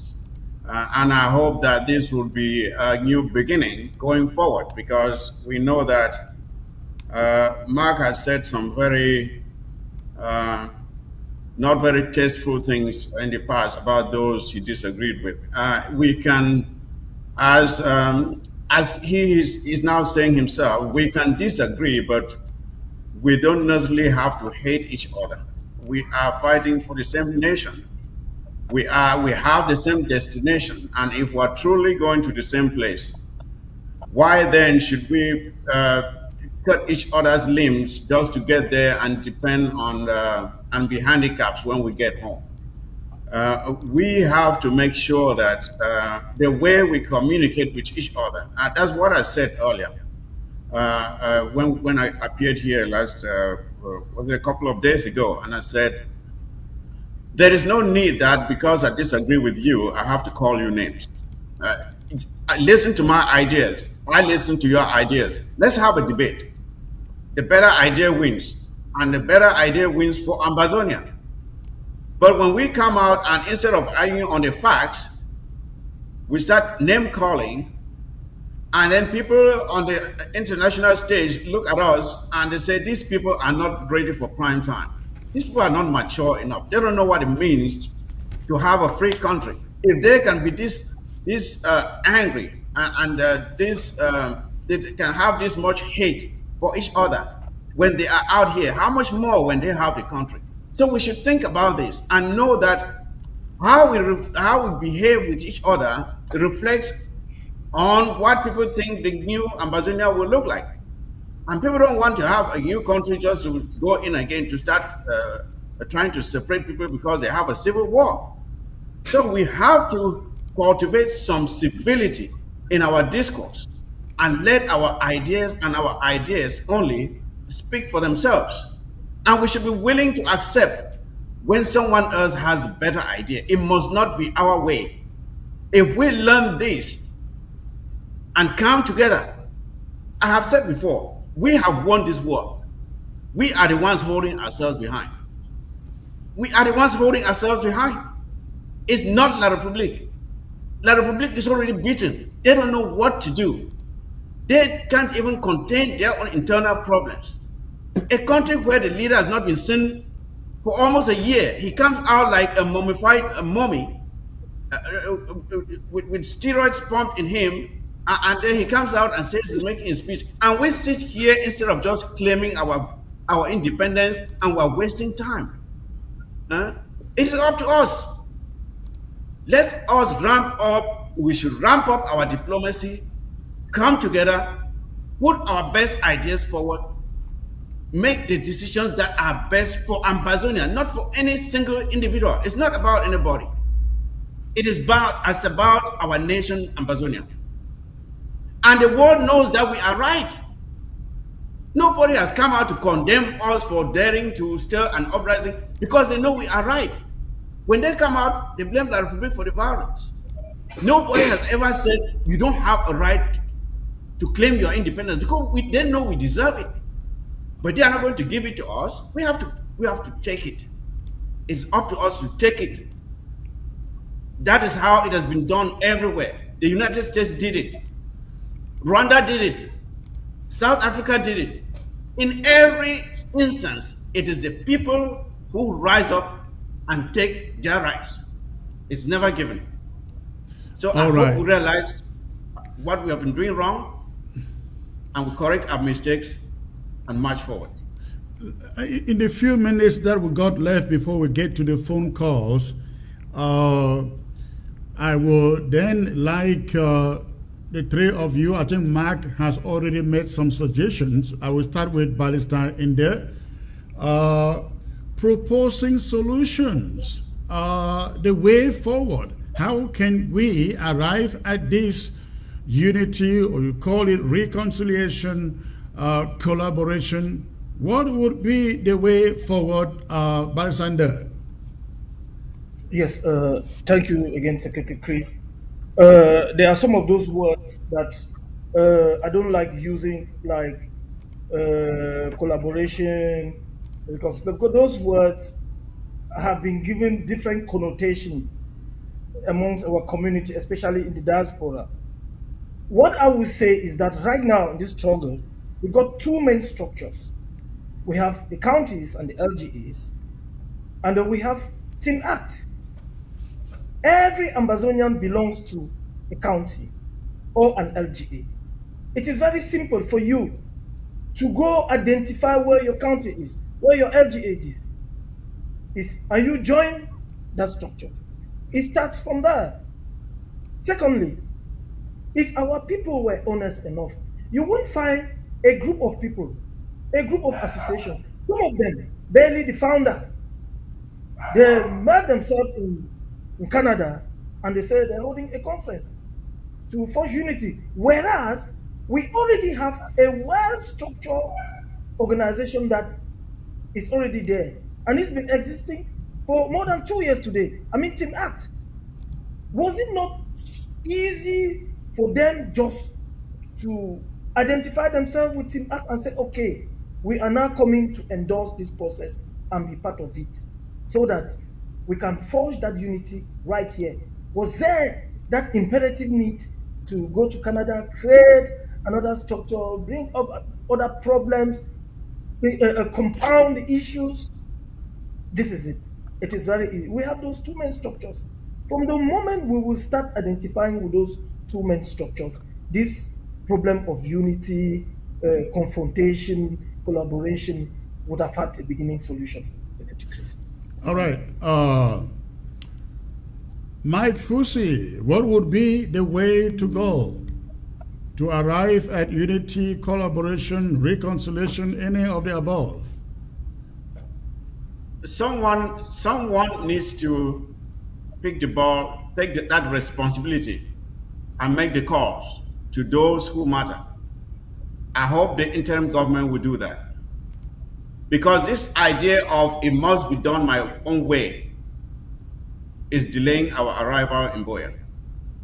Some adults out there need to realize that I know that the interim government has tried before to reach out to some of the leaders, or those who consider themselves leaders, and the response has not been good. But we have heard from the chief diplomat who just went on retirement of the United States, saying it to ourselves that for all the time that he was the Undersecretary for African Affairs, not a single diplomat representing our cause came to him. Just imagine that. Let that sink in. So we have not been serious, but we need to get up. Someone needs to make the call, and anyone who considers himself or herself a leader in this struggle must understand that it is not about you. It is about the Ambazonian people. And I believe that at this time, when those contacts are being made, the Ambazonian people should be informed of who is holding them behind. When the hand is extended to you and you turn it down, it should be made known to the Ambazonian people that this person was reached out to and he refused to collaborate. So the Ambazonian people will know to keep that person aside. And then those who are willing will join hands, including even those who are in prison. Because they have the most to lose. Until we are free, those in prison will not be out. That's a fact. It is up to them. They have the most interest. They should have the most interest in making sure that we collaborate and get this freedom. Because I don't see anyone in Konigi walking free tomorrow because the Republic just felt good and let them go. It's not going to happen. Their freedom has to be part of the negotiation that we will have with La Republic. I hope they understand that. And they should be willing to collaborate with the interim government that is prosecuting this war. Let's be honest. The interim government may have its own problems, but the interim government is the main body prosecuting and funding this war right now. No other group out there is doing it. And I don't see why any other group out there that is not doing what the interim government is doing should now dictate the pace of the collaborative effort that we should have. And something I may want to say about Tibor Nagy, because after his retirement, he started making some positive statements about us, about our cause. And there were some amongst us who started chastising him. And I was really so offended with that attitude, because our attitude right now, where we don't have enough recognition, should be one where we open up to anybody who is willing to sensitize the world about our plight. This is someone, a former diplomat, major diplomat of the United States of America, making positive comments about us. And La Republic was so anxious about the statements he was making. And yet, some of us were instead chastising him, instead of reaching out to him to ask him how we can go ahead with our struggle. If he has any advice for us on how to prosecute this thing, who we can talk to that may help us. That is what we should have been doing. As a matter of fact, I will tell every Ambazonian around the world, if you are passing on the street and you see a 3-year-old, 5-year-old child standing on the side of the street holding the Ambazonian flag, you should be very excited and go talk to that child and tell him about your story, that I'm glad you're holding the Ambazonian flag. This is the flag of a country called Ambazonia, where little boys and little girls like you are being shot in the head and killed. Tell that child that when you go home, tell your father, tell your mother about our country. You don't know who that child's father is. You don't know who that child's mother may be. Maybe the child of a diplomat, a senator, a congressman, somebody important. Just through that child, you don't know who you can reach and the influence that that action of yours can have on our struggle. We should welcome anybody who is willing to preach the gospel of the freedom of Ambazonia. We should not pick and choose and chastise people, even those amongst ourselves with whom we have the slightest disagreement. We give them the name enabler, traitor, without any evidence. We discourage a lot of people with such attitudes, and I hope we will change going forward. Okay, thank you, Mike. We are going to Chris, take. can I come in? Mike, hold on. This is what we're going to do. I'm going to come to you right away, Mike. But this is what I like us to do. I know there should be lots of talking in La République du Cameroon at this moment over this interview.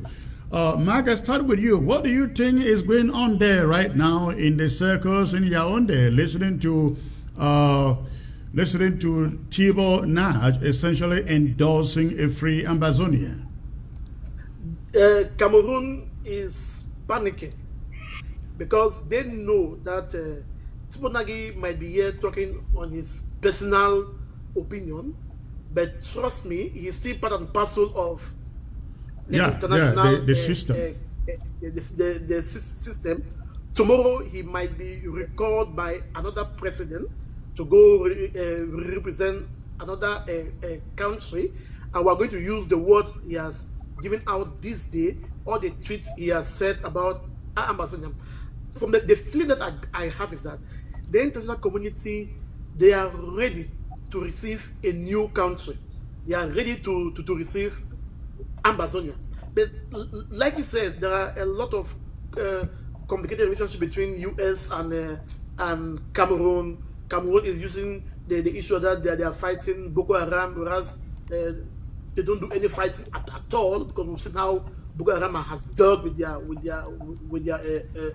military. So I think Tibor Nagy, the feeling that I have is that he has given us the mind of the international community, and the international community is warming up to a free Ambazonia. So Cameroon at this stage must be panicking, and most especially that you, now the anchor man, has got Mr.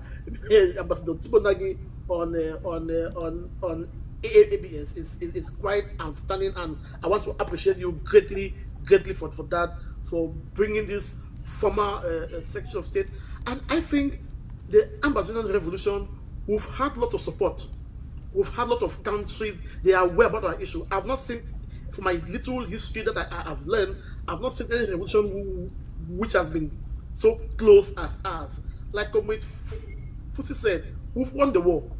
Cameroon is just marking, they're just trying to buy time. We've won the war. So Comrade Ambassador Tibor Nagy has said something very, very good. And I want to leave on this statement that he said. He said, US policies always change. It will change, of course. They are not people of Chris, you know, they're not people of permanent friends and permanent interests. So permanent interests and permanent friends. Yes. Once the circumstances on the ground change, then US policy will change. So that's a coded language to us from Comrade Tibor Nagy. That look at, boys, change the game on the ground to a higher level, and it is on us. It is on us to change that circumstances. And AFCON is coming. AFCON is coming. The eyes of the international community is on AFCON. All measures of AFCON. Today, CNN wrote about AFCON and said the insecurity today in Victoria and Boya, you have armored cars moving around. There is no fanfare, because even with fanfare, you have armored cars there, because they know that they don't have the security under control. The international community, they want to see what Ambazonia will do. They want to see if we're going to match our words with action. All right. Let me get to Barrister quickly. Barrister, I'm going to open the phone lines so we can take some calls. But give us your take on what French Cameroon is feeling like today, watching and listening to Tibor Nagy. Yes, Secretary Chris quickly stated, this is one other issue that will say it calls for that type of collaboration to make sure that it is properly executed. The outcome competition that will begin in a couple of days to come. I am calling on all the groups now to come together, to join forces together to make sure that this does not happen.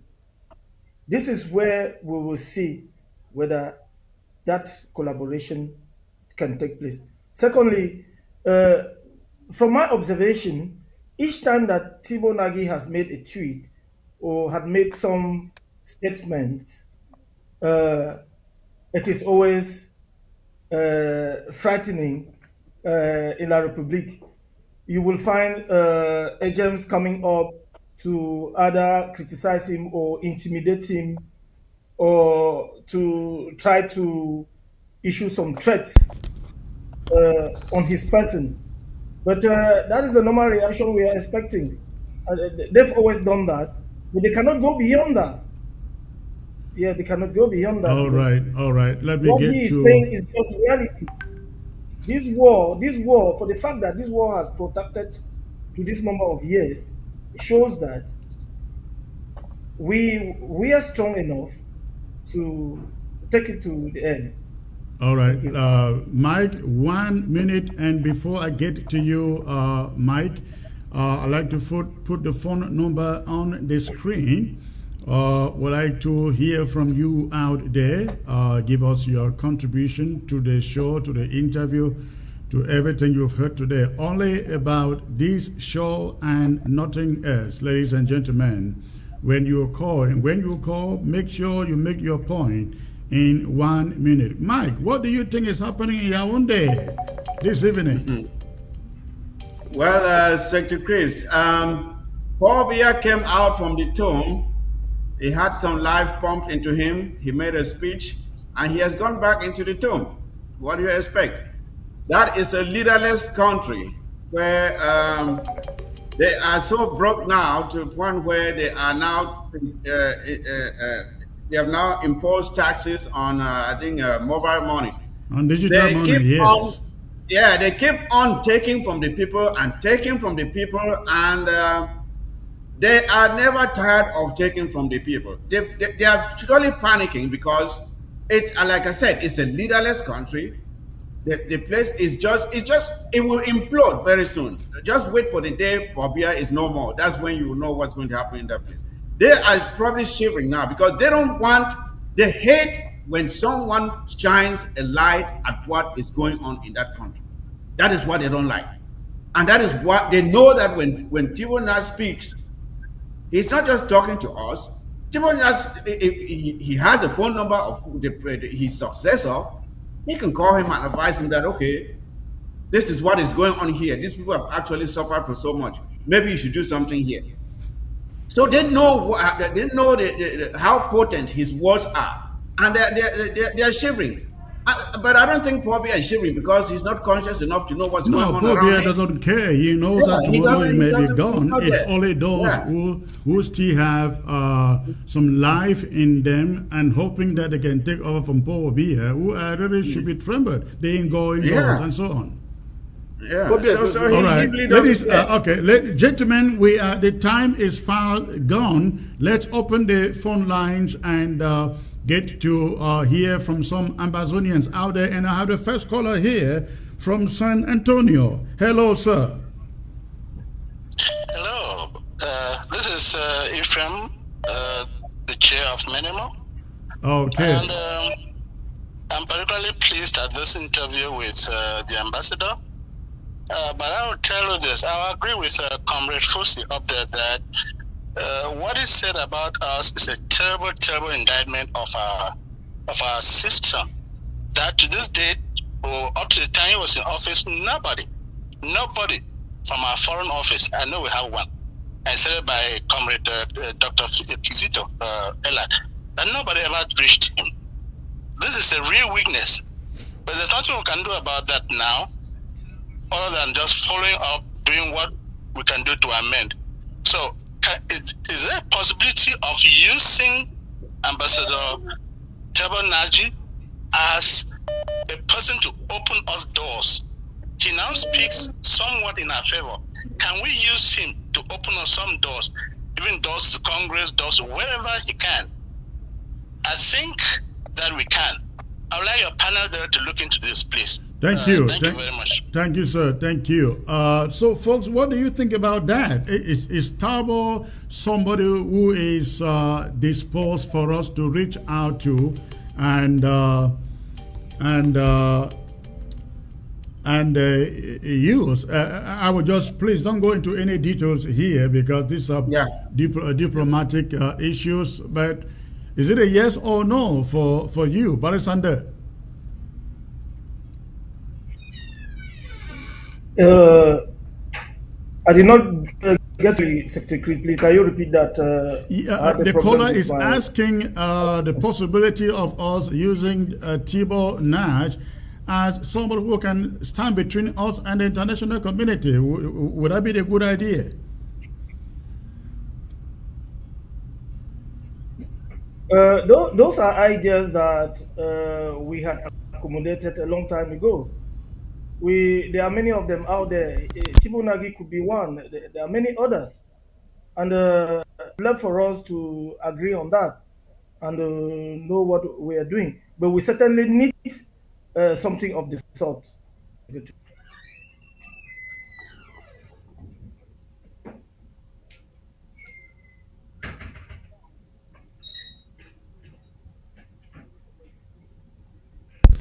Mark, what do you think, Mark? Ambazonian should go after Tibor? Is that me or Mark? Any of you, take it. Okay. Yes. I don't even know if I should answer here because it's something that we need to handle. I mean, you are giving an opinion as an individual. You are not an interim government all right. or any of the groups. Yes. Yes. All right. Good. I think that's a great idea, but reading from his interview with you, he doesn't want to say anything in public, so that will be a covert operation. Let me put it that way. All right, Mark, what do you think?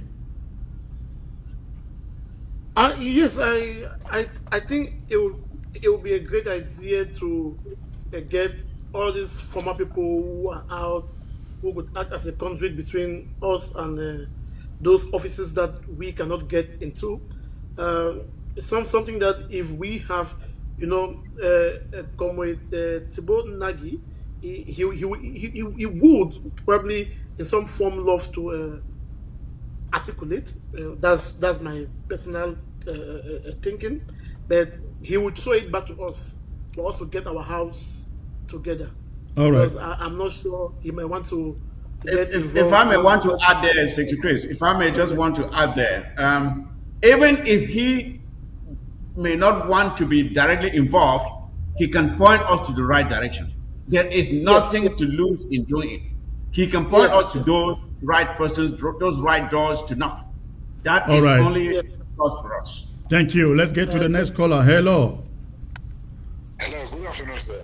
Good afternoon, sir. Where are you calling from, please? We're from Bamenda, Northern. Okay. And what is your contribution? Yes, my contribution is thank you, Secretary, for this program of today. You have an ingenuity in the way you run this program. Finally, for example, we have the possibility to see why collaboration is very necessary. Not necessarily unity, collaboration is very necessary. This war is already won by us. I'm speaking from ground zero. This war is already won by us. If the forces, the stakeholders of this revolution come together, and 2022 cannot go by without us going to war. It's as simple as that. We don't have. If you observe during 2021, very few fighters have been killed. The victims have been civilians, but thousands of those terrorists have been killed. So collaboration, and we are in Boya, and then we can start fighting in Boya now. It's as simple as that.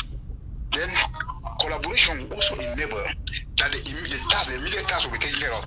That is stopping AFCON from going on. That one is very, very necessary. It is very clear that the international community is observing us to see what we will do about this AFCON. Please, AFCON must be ruined. All right. So, okay, thank you, sir. Okay. Thank you. All right, let's hear from some other callers. The phones are ringing, ladies and gentlemen, and Ground Zero is calling. Hello. Hello. Hello. Well, before you call, please turn down the volume of your set. I don't have time to wait for you to go through the delay period. Hello. Hello. Hello. Yes. Hello. 50 seconds, sir. Where are you calling from? I am calling. Yes. I am calling from La Republic Manga. My own ideas to give to you people is, please, I love that you people should come as one team so that what God has given to us, we can be able to achieve it. He promised us to give us this fight by 5 years' time. We delay. We are the one delaying. As the children of Israel also delay their own delayance. He said again, son, they are still crying. I will give you by 2025, they will go out. If you people will delay like this, now those people on the ground will fight you people, and their blood will be upon your head. All right, thank you. That's my contribution. Thank you, thank you. Okay, let's see who is next. Hello. Hello, Secretary Chris. Good evening. Good evening, sir. May I know where you are calling from, please? I'm calling from Birmingham, United Kingdom. All right, and what contribution do you have? Yeah, thank you for having me.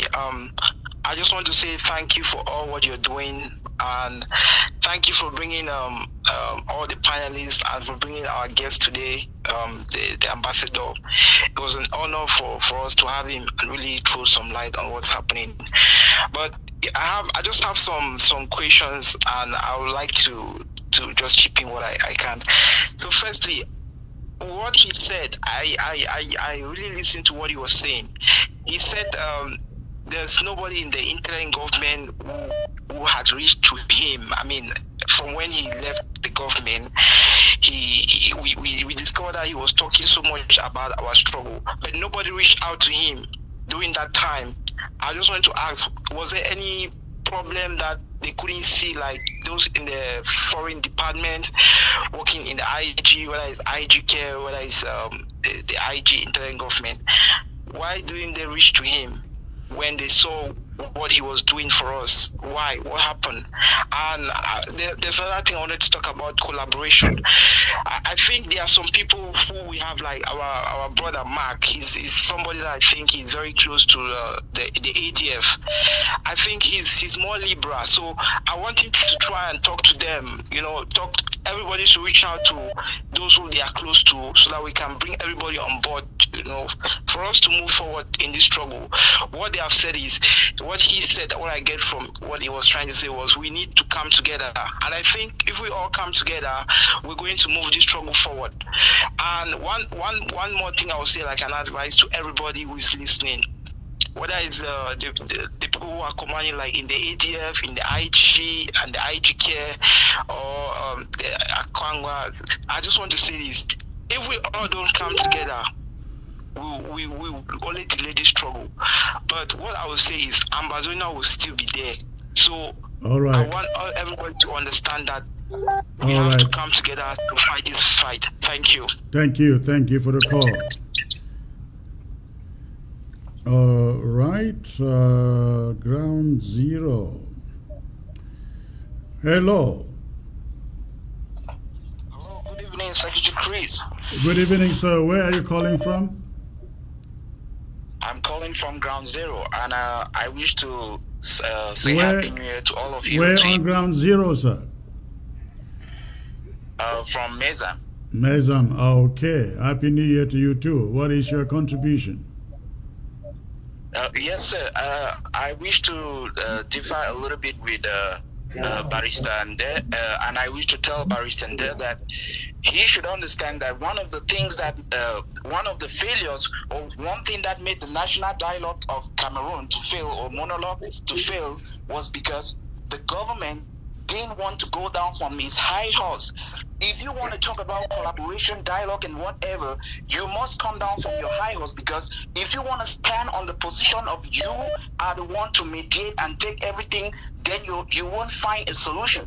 And if we as Ambazonians, we want to reconcile, we want to make things look perfect, we want to come together like brothers and sisters, no, everybody should come down from his or her high horse. We should not be projecting this thing of, no, we are the government, we are the ones to state the rules, and every other person should just follow our suit. If we take this same directive, this same direction which the government of Cameroon did with the national dialogue, then we are going nowhere. Everyone should come down from here or our high horse, because all what we have are groups, and as if we come and we have to select among the groups and we make a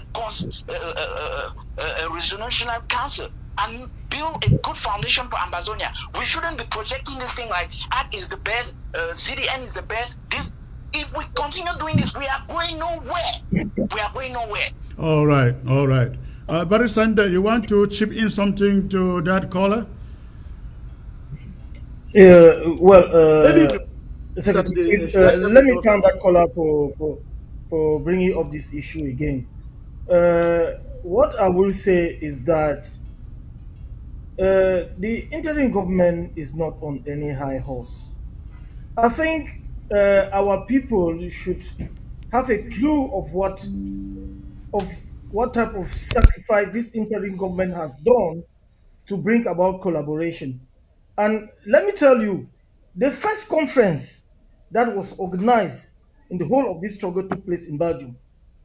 And we, at the time in Belgium, we had given that conference a theme, synergy for Ambazonia. That's bringing all the leaders for a collaboration. And we did that here in Belgium. The leaders were here and they moved from Belgium to the second conclave.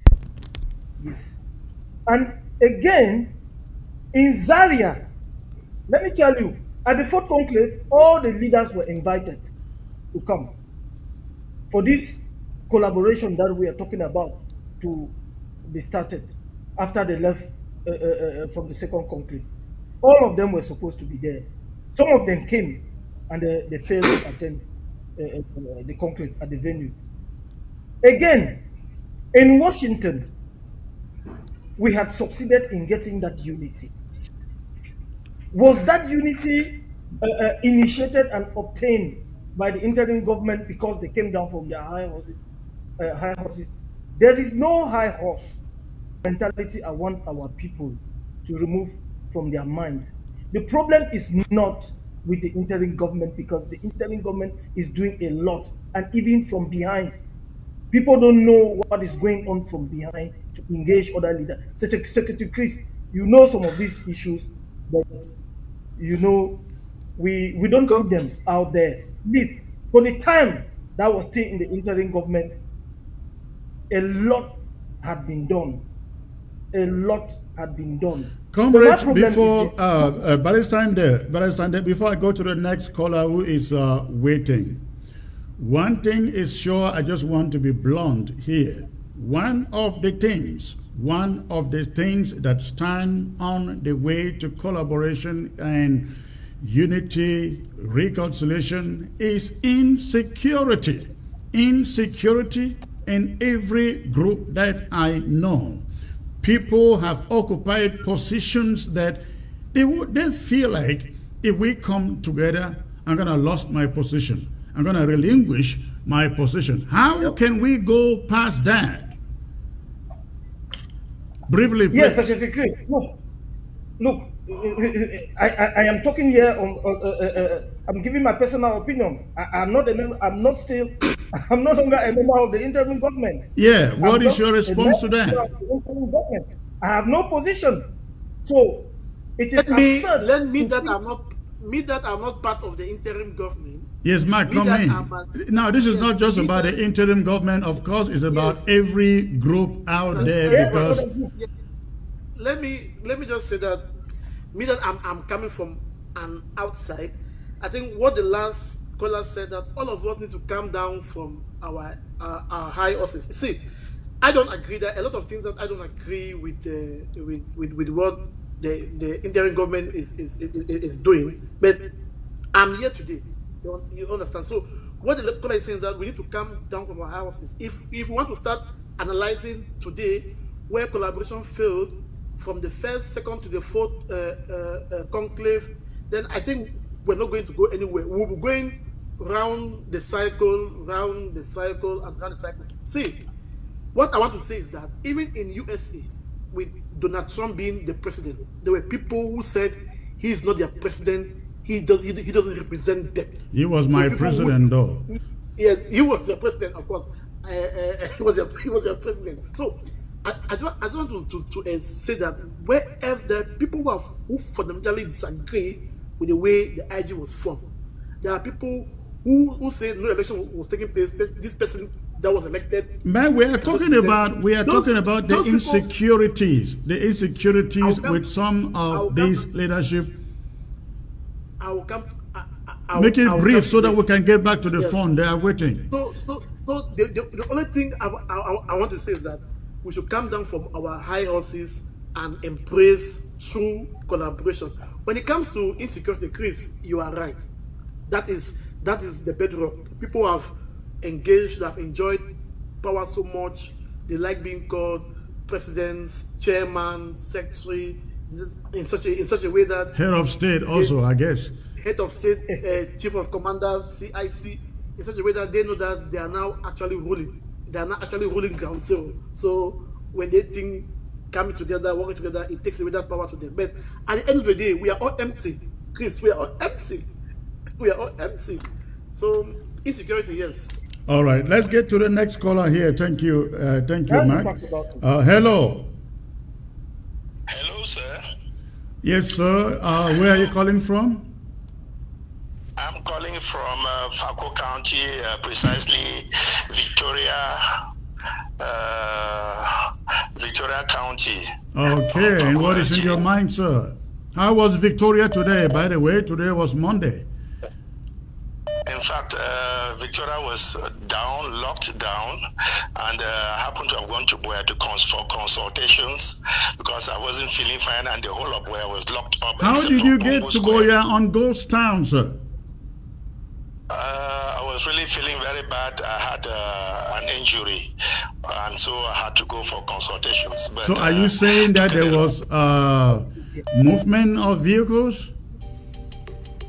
Usually vehicles move around, but no store was open, no place was open, and every place was quite locked down, both in Boya and Limbe. Coming to the subject matter, hello. I can hear you. Go on. I want to congratulate you, and I want to say Happy New Year to you and the panelists. And we are quite excited with the renovations, ABS, and we are glad to be seeing you once more, because for some time, so many of us have been sick of not seeing you on daily basis. We want to congratulate you for that effort. Now, I missed part of the program. I missed the interview with our able ambassador.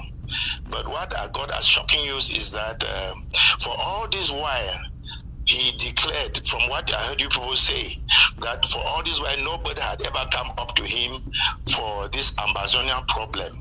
It made me to really have shocking waves. Because if you can remember, and I know you know very well that Mr. Tibor Nagy, if there is anybody who knows the Cameroonian problem, the Ambazonian problem, right from the days of SDF, when his boss, who was Ambassador Francis Cook, was ambassador here, he was number one, the second in command after Ambassador Cook, Francis Cook.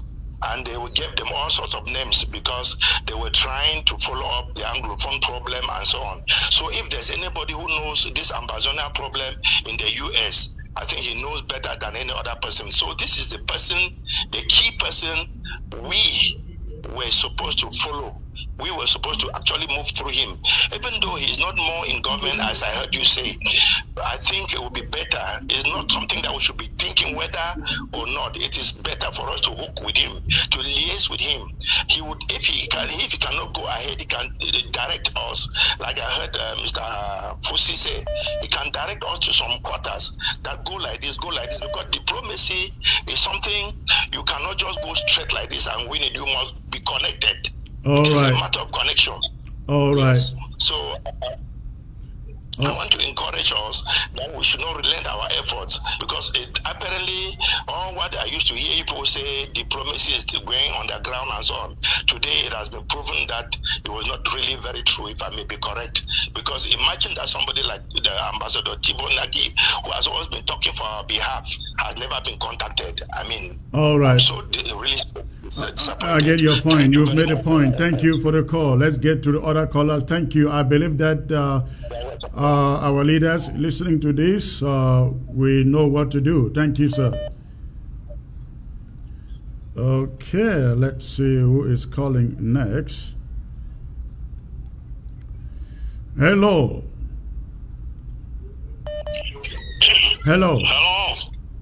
Hello, Secretary Chris. Hello, sir. Where are you calling from, please? This is Candida calling from Norway. Oh, Mr. Kennedy, good to hear your voice, sir. What is in your mind? Oh, nice to see you, Chris. Nice to see you. First of all, start by congratulating you for bringing the August guest. It seems like ABS is going to be a blessing to us in this 2022. Thank you very much. Thank you. First thing first, there is this hot debate about the fact that we did not reach to Tibor Nagy as IG. I would differ with that. Okay. Secretary Ella and myself, yes, I would differ with that. Secretary Ella and myself wrote a personal letter to Tibor Nagy. I was the one who did the drafting.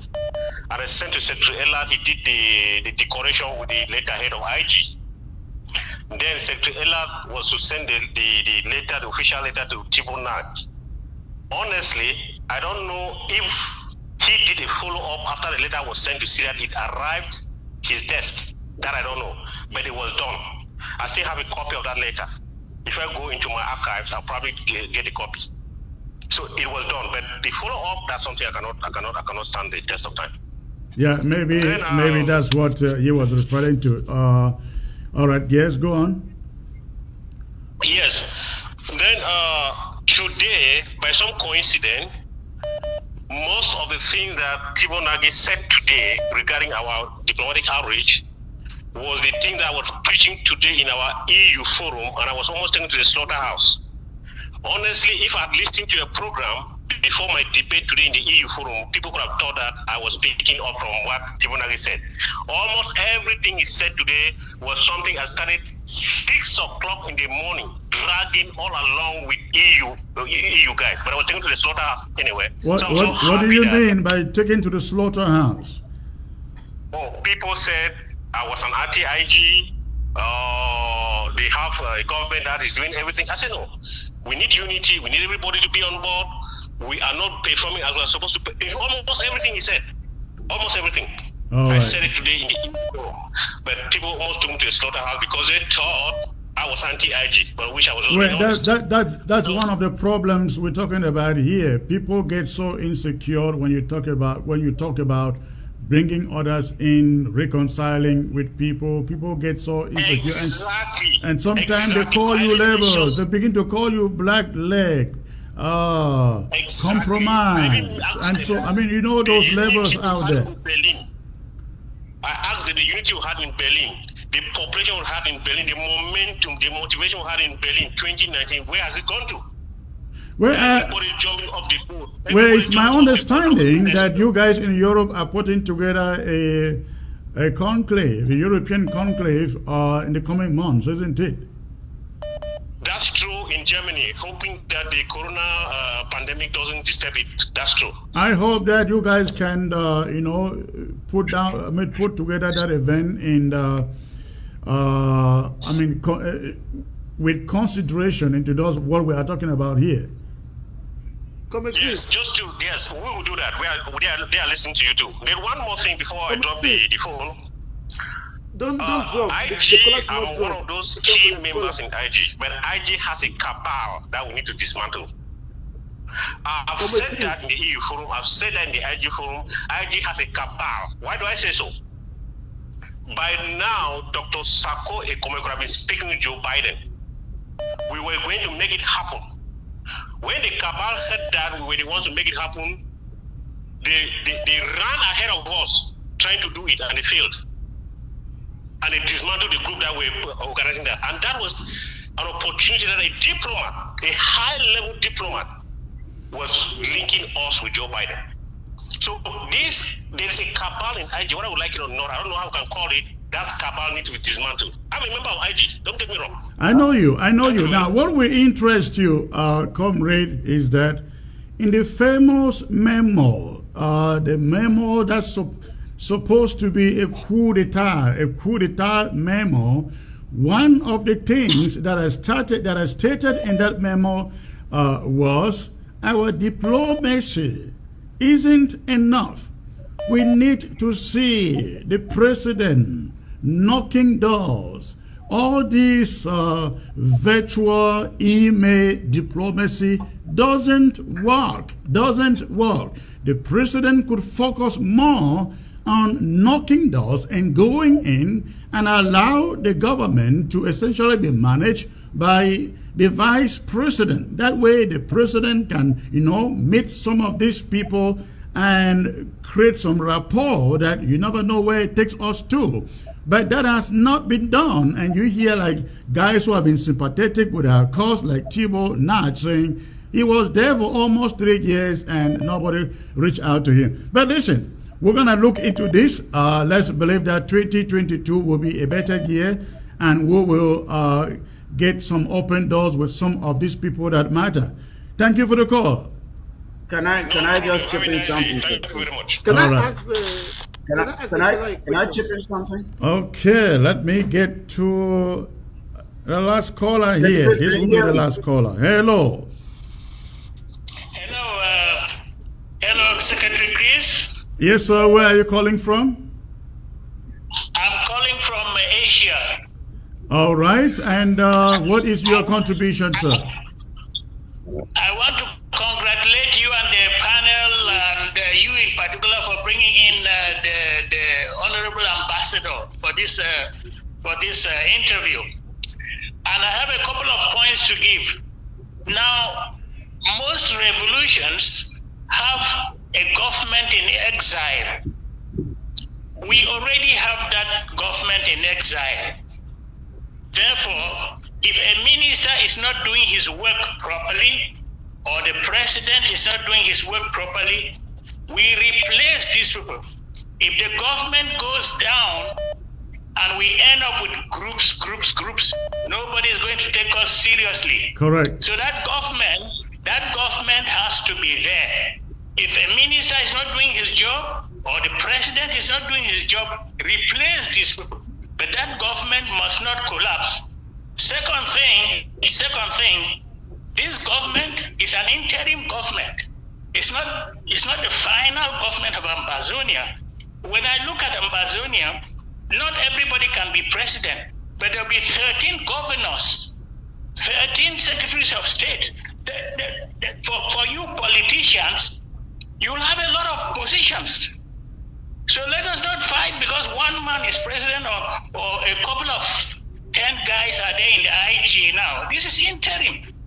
We will have 13 governors, so many ministers. I mean, there's just a lot of, we have to look at a big picture. We cannot be fools forever. If we lose this war, where will we go to? Yeah. Where will we go? We've come a very long way. So let us look at a big picture. There's nothing in Ambazonia today. If you take education, we'll have 13 universities. We'll have Goketungia State University. We'll have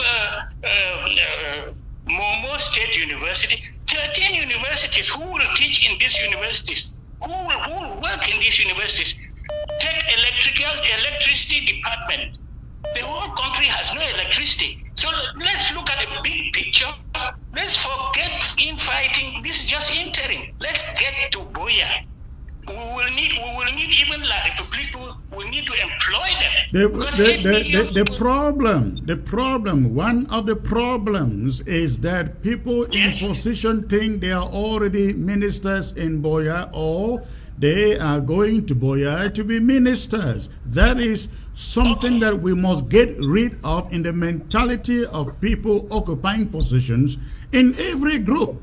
The interim government in particular, being that it is the one that is prosecuting this revolution. Correct, sir. Correct, sir. I understand. Correct, sir. I understand that this one should be. The solution here is the Constitution. Hello, sir. I can hear you. 10 minutes. 10 minutes, sir. Okay. The solution here is the Constitution. The Constitution and the job description of every minister there. You don't have one minister throwing his weight all over other ministries. We don't have the job description of every minister should be defined. The Constitution should be followed. If the mandate of a president is over, we should respect our Constitution. If there is any changes, there should be an amendment to that Constitution. And that amendment will take place when there is election, not on the eve of an election. I think we should take note of this, because an amendment of the Constitution on the eve of an election is essentially a kind of electioneering, which we don't want to see. The same Constitution that swore in the current president should be the Constitution that swears in the next, and then after that, it is my belief, my opinion, that it should be revisited and revised. Correct, sir. Any impromptu amendment now is trying to cook up the elections. Thank you, sir. Thank you. This amendment should come when the new president is in post, and then we use the Constitutional Council to amend whatever we have until we get to Boya. We cannot be fools. We cannot be fools forever. There is a lot for us to gain. We cannot lose things now. All right. Thank you, sir. You have a great night. Same to you. Okay, ladies and gentlemen, I see so many of you are still there on the social media. Let me get more callers then. Hello. Secretary Chris, can you hear us? Secretary Chris. Hello, good afternoon, sir. You're calling from Maryland, I guess. Yes, please. I'm calling from Maryland, Secretary Chris, and thank you very much for the great work that you're doing. Thank you. Based on what I hear from the interview with the ambassador, I have a proposal. Okay. As a solution, I think that this is the right time for Ambazonians to create a representative structure that will speak on behalf of Ambazonia.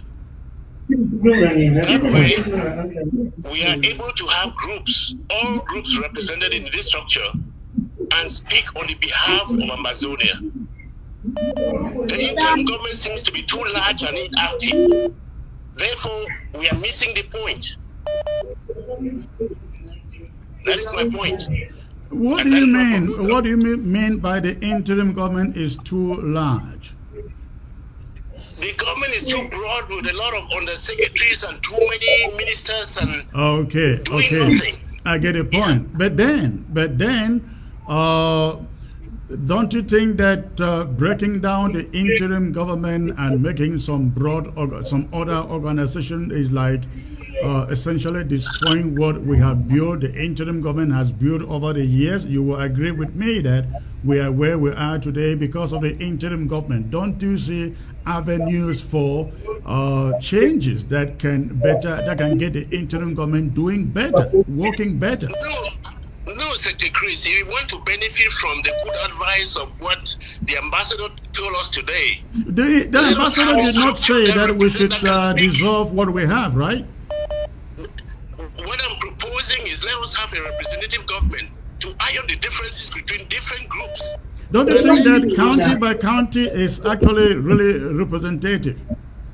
County by county is a good idea, but unfortunately it doesn't represent all the groups that are fighting each other within Ambazonia. Okay. And this is where we have a problem. So if we narrow it down to having representatives from different groups that are within the struggle, within Ambazonia, being represented, speaking diplomacy, structuring themselves into one unit that will speak on behalf of Amazonia, I think that we can make headway.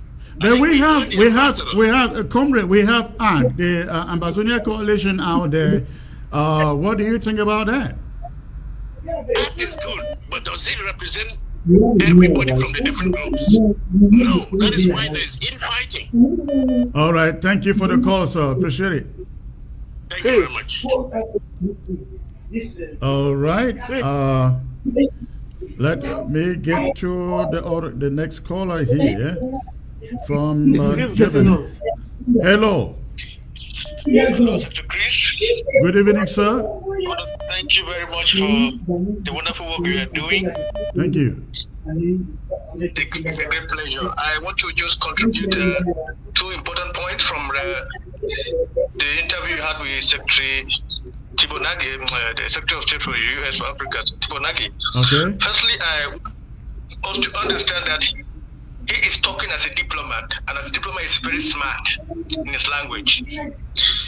He selects his language very well, so we need to be able to understand him clearly what he's saying. Firstly, I want to comment on the Swiss process. If you hear what he said, he called it a process that has no end, that has no outcome.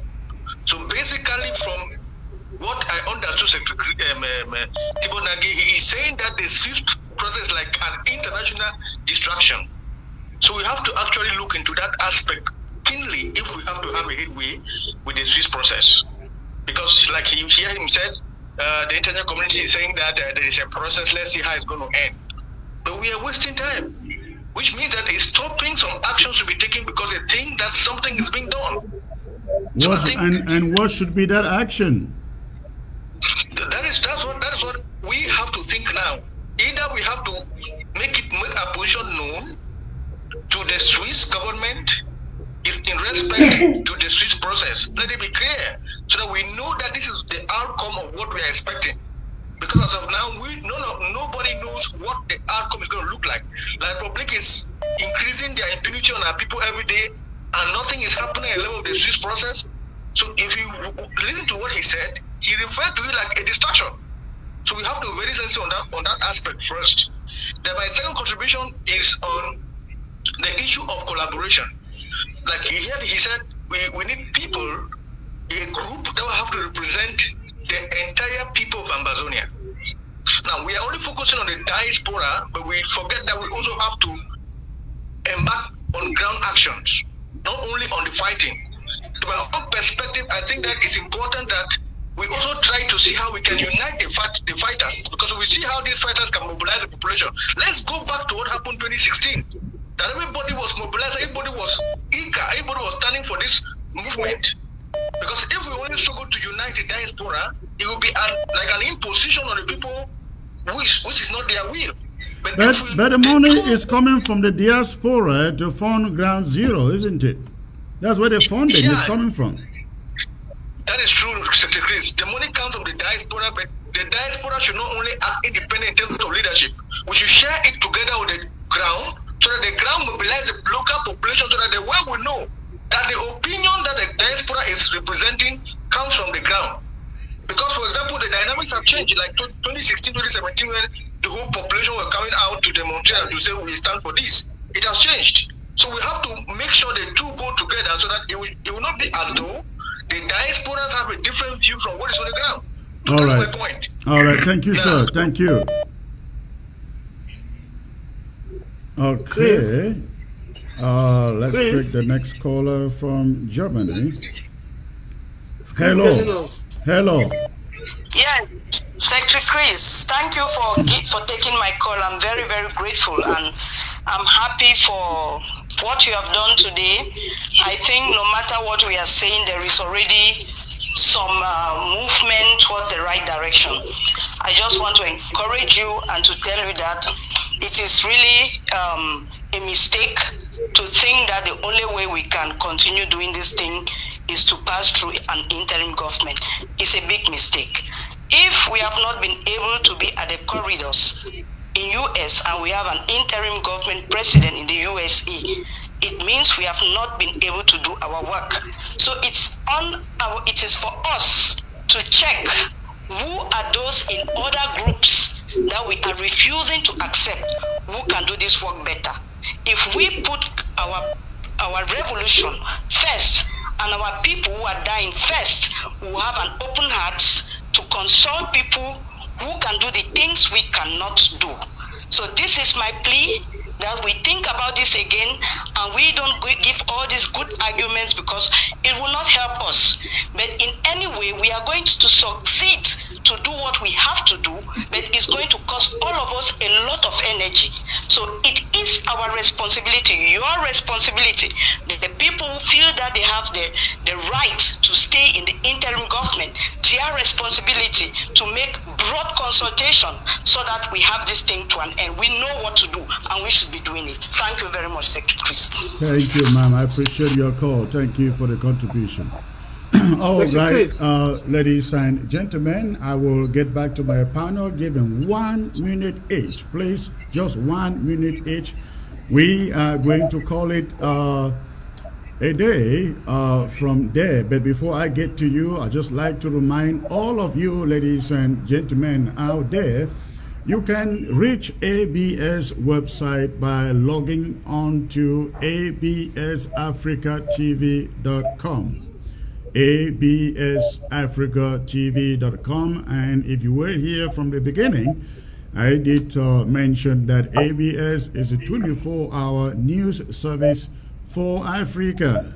Beginning this month, possibly end of this month, we're going to be bringing you news 24/7 from the north to the south, east, and west of Africa. So please stay glued to ABS. And for those of you who have been asking how you can support ABS, please, also on the website, you will see a donation link to click and be able to support ABS with whatever amount that you can afford. So again, the website link is there. And for you on the Facebook, you want to receive regular notifications when we come live, just hit on the bell. Just hit on the bell. The bell is there. I believe the bell is top right of you. Top right of you. When you do so, and even those of you watching by way of YouTube, if you hit the bell top right every time we are on, you get automatic notifications for our live programs. Now, let me get to Mike Fusi. Please round up in 1 minute. We have heard from Ambassador Tibor. What should Ambazonians take home today, sir? Yes, Secretary Chris, I'll be honest, I don't think I'll be able to round up in 1 minute, but I'll do my best. Yes, we have to, personally, I think we should reach out to Ambassador Tibor Nagy to find out exactly how to sharpen our diplomacy.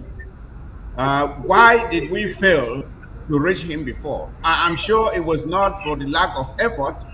I believe our diplomatic department must have made the effort, but it did not reach him. Why didn't it reach him? So we have to find out from him how to go about it, so we make success in future endeavors. I would also like to confess here that I know there are some individuals within the interim government who feel that anything good that has to come to this interim government must come through them, or that has to happen in this struggle must come through them. I say this with an example which I was very much part of. You remember our ambassador Danny Cool, who is of blessed memory. At one time, he had negotiated an encounter with representatives of one of the senators in DC. And some people within the interim government tried to snatch that arrangement from him, and he was really furious about it. So I believe these are the same individuals that one caller mentioned that they had negotiated something and they would try to torpedo it or to snatch it from them. This is exactly the kind of behavior that is keeping us down. I'm saying this being a witness and with that example that I just mentioned. In order for us to succeed again, to bring about collaboration, what do we need? We need leadership. We need leadership that is willing and that has a willingness to open up to even those who have said no before. I know we have reached out. The ADF may complain, but the ADF has been reached out to several times, and the indication is that if they are not at the helm, they will not collaborate. If they are willing to change their stance, then that may be the beginning of some progress. Until then, you can extend a hand, but until someone takes that hand, there is not going to be any handshake. I repeat, All right. you can Thank you. extend a hand as much as you want. Until someone takes that hand, you will not have a handshake, and that is what we need. All right. Thank we you. have Mark also to Barita, what conduct- should Ambazonians take home? I want to just I want to react on two things.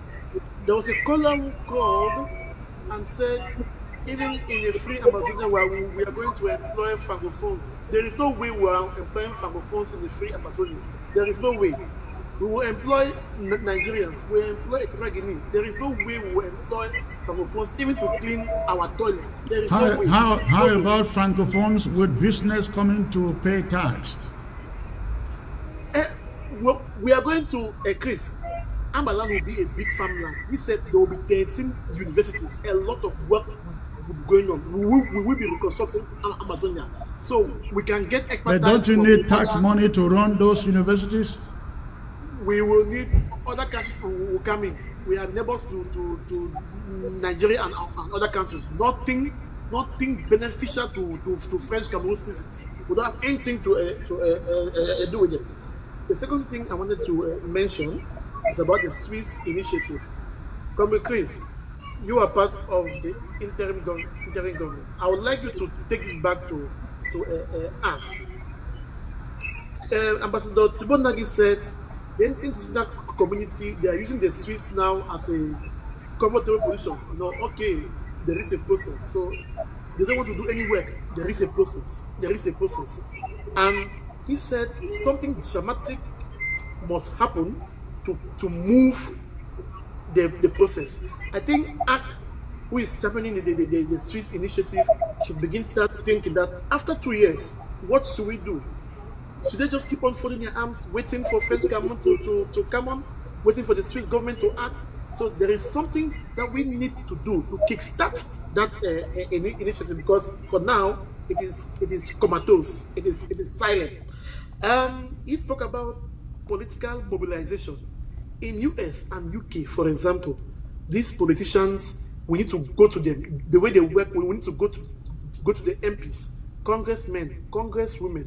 We saw one MP here in UK who was tweeting about Ambazonia, calling Ambazonia by her name. So I think we have a lot of leaders in USA.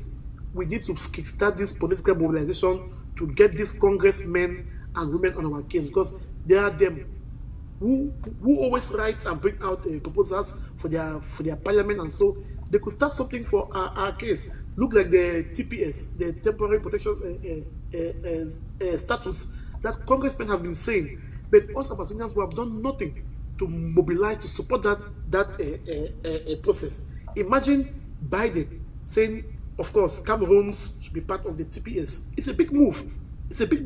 We don't see it. It's a very big move towards recognition towards our. So those who are in US, Bo Sebed, the Akwangas, the Sakos, and they should get involved actively. for political mobilization to get it done in All US. right. Those in Europe should get involved in Europe also.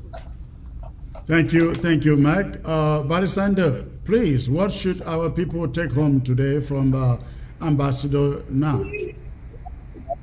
Yes, thank you, Secretary Chris.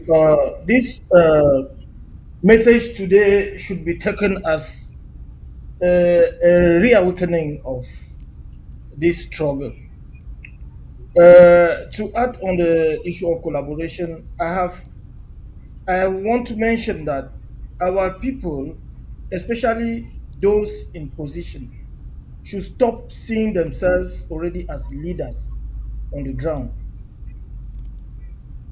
Leadership should stop thinking that they are already leaders and it will continue till we reach the ground. I think we created these structures to better organize the diaspora so that we can take care of the war. In my belief, there was no question that people should get to positions and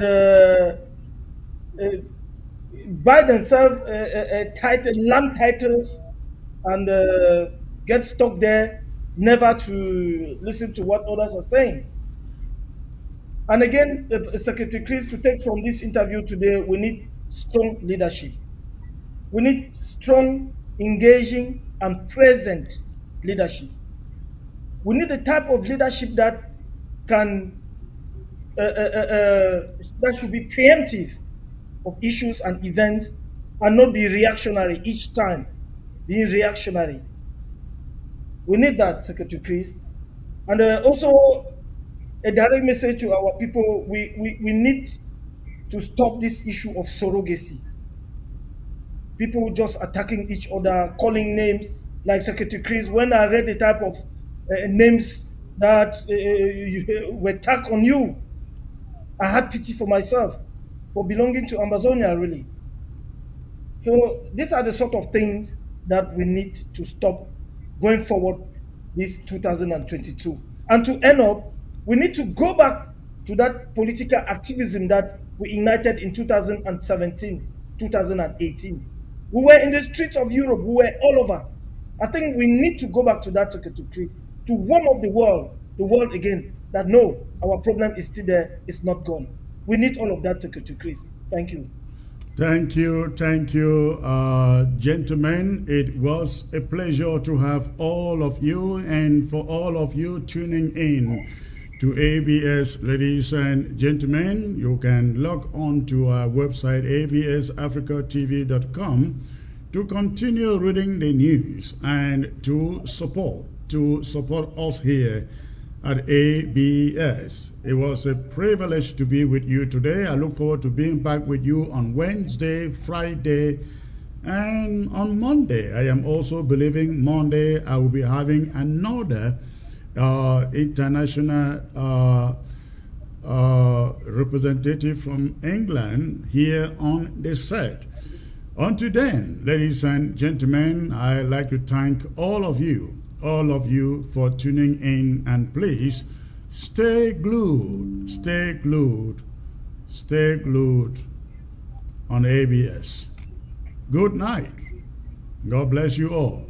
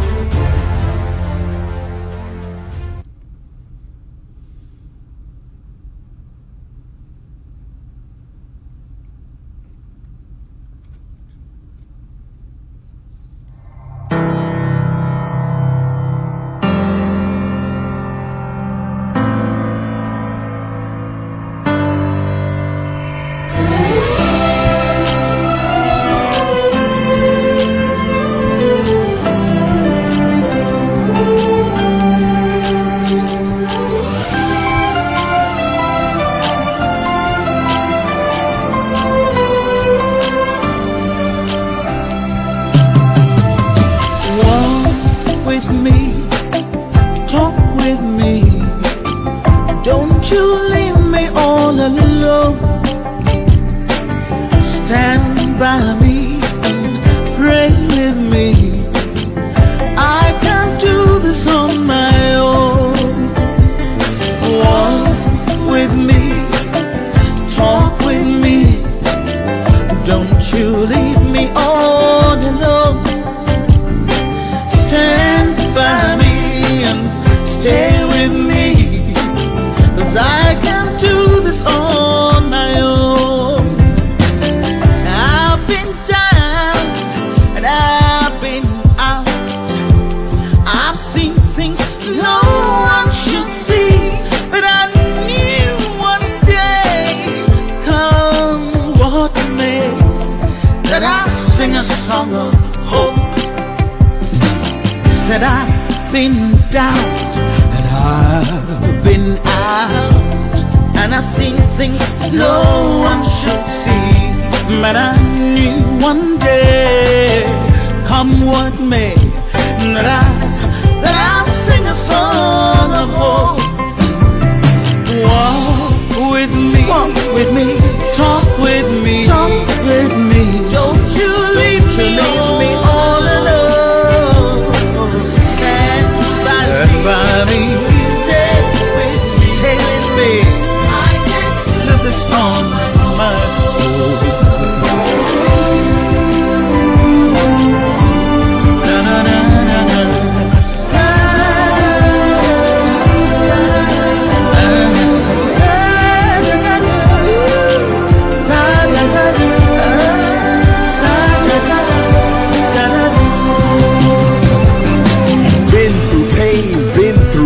Your times of joy have been too brief. The threat of death posed by weapons made you leave your own possessions. But do not sink, you need to float. In times of need, I'll be your boat. Let's stand together, you and me, address the needs of refugees.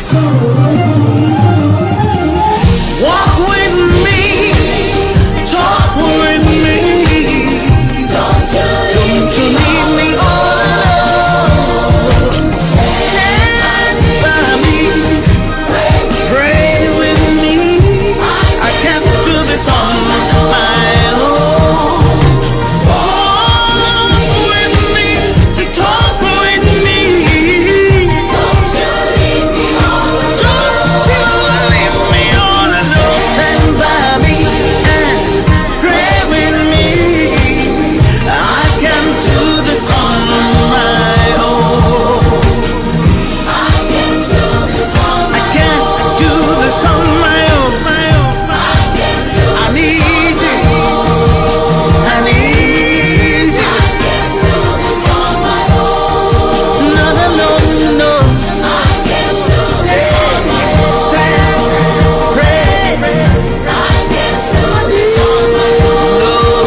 No, no, no, no. I can't do this on my own.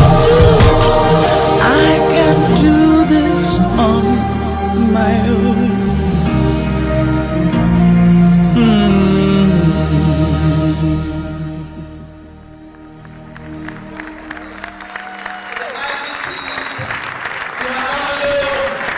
Nigeria stands with you. The women of this country stand with you.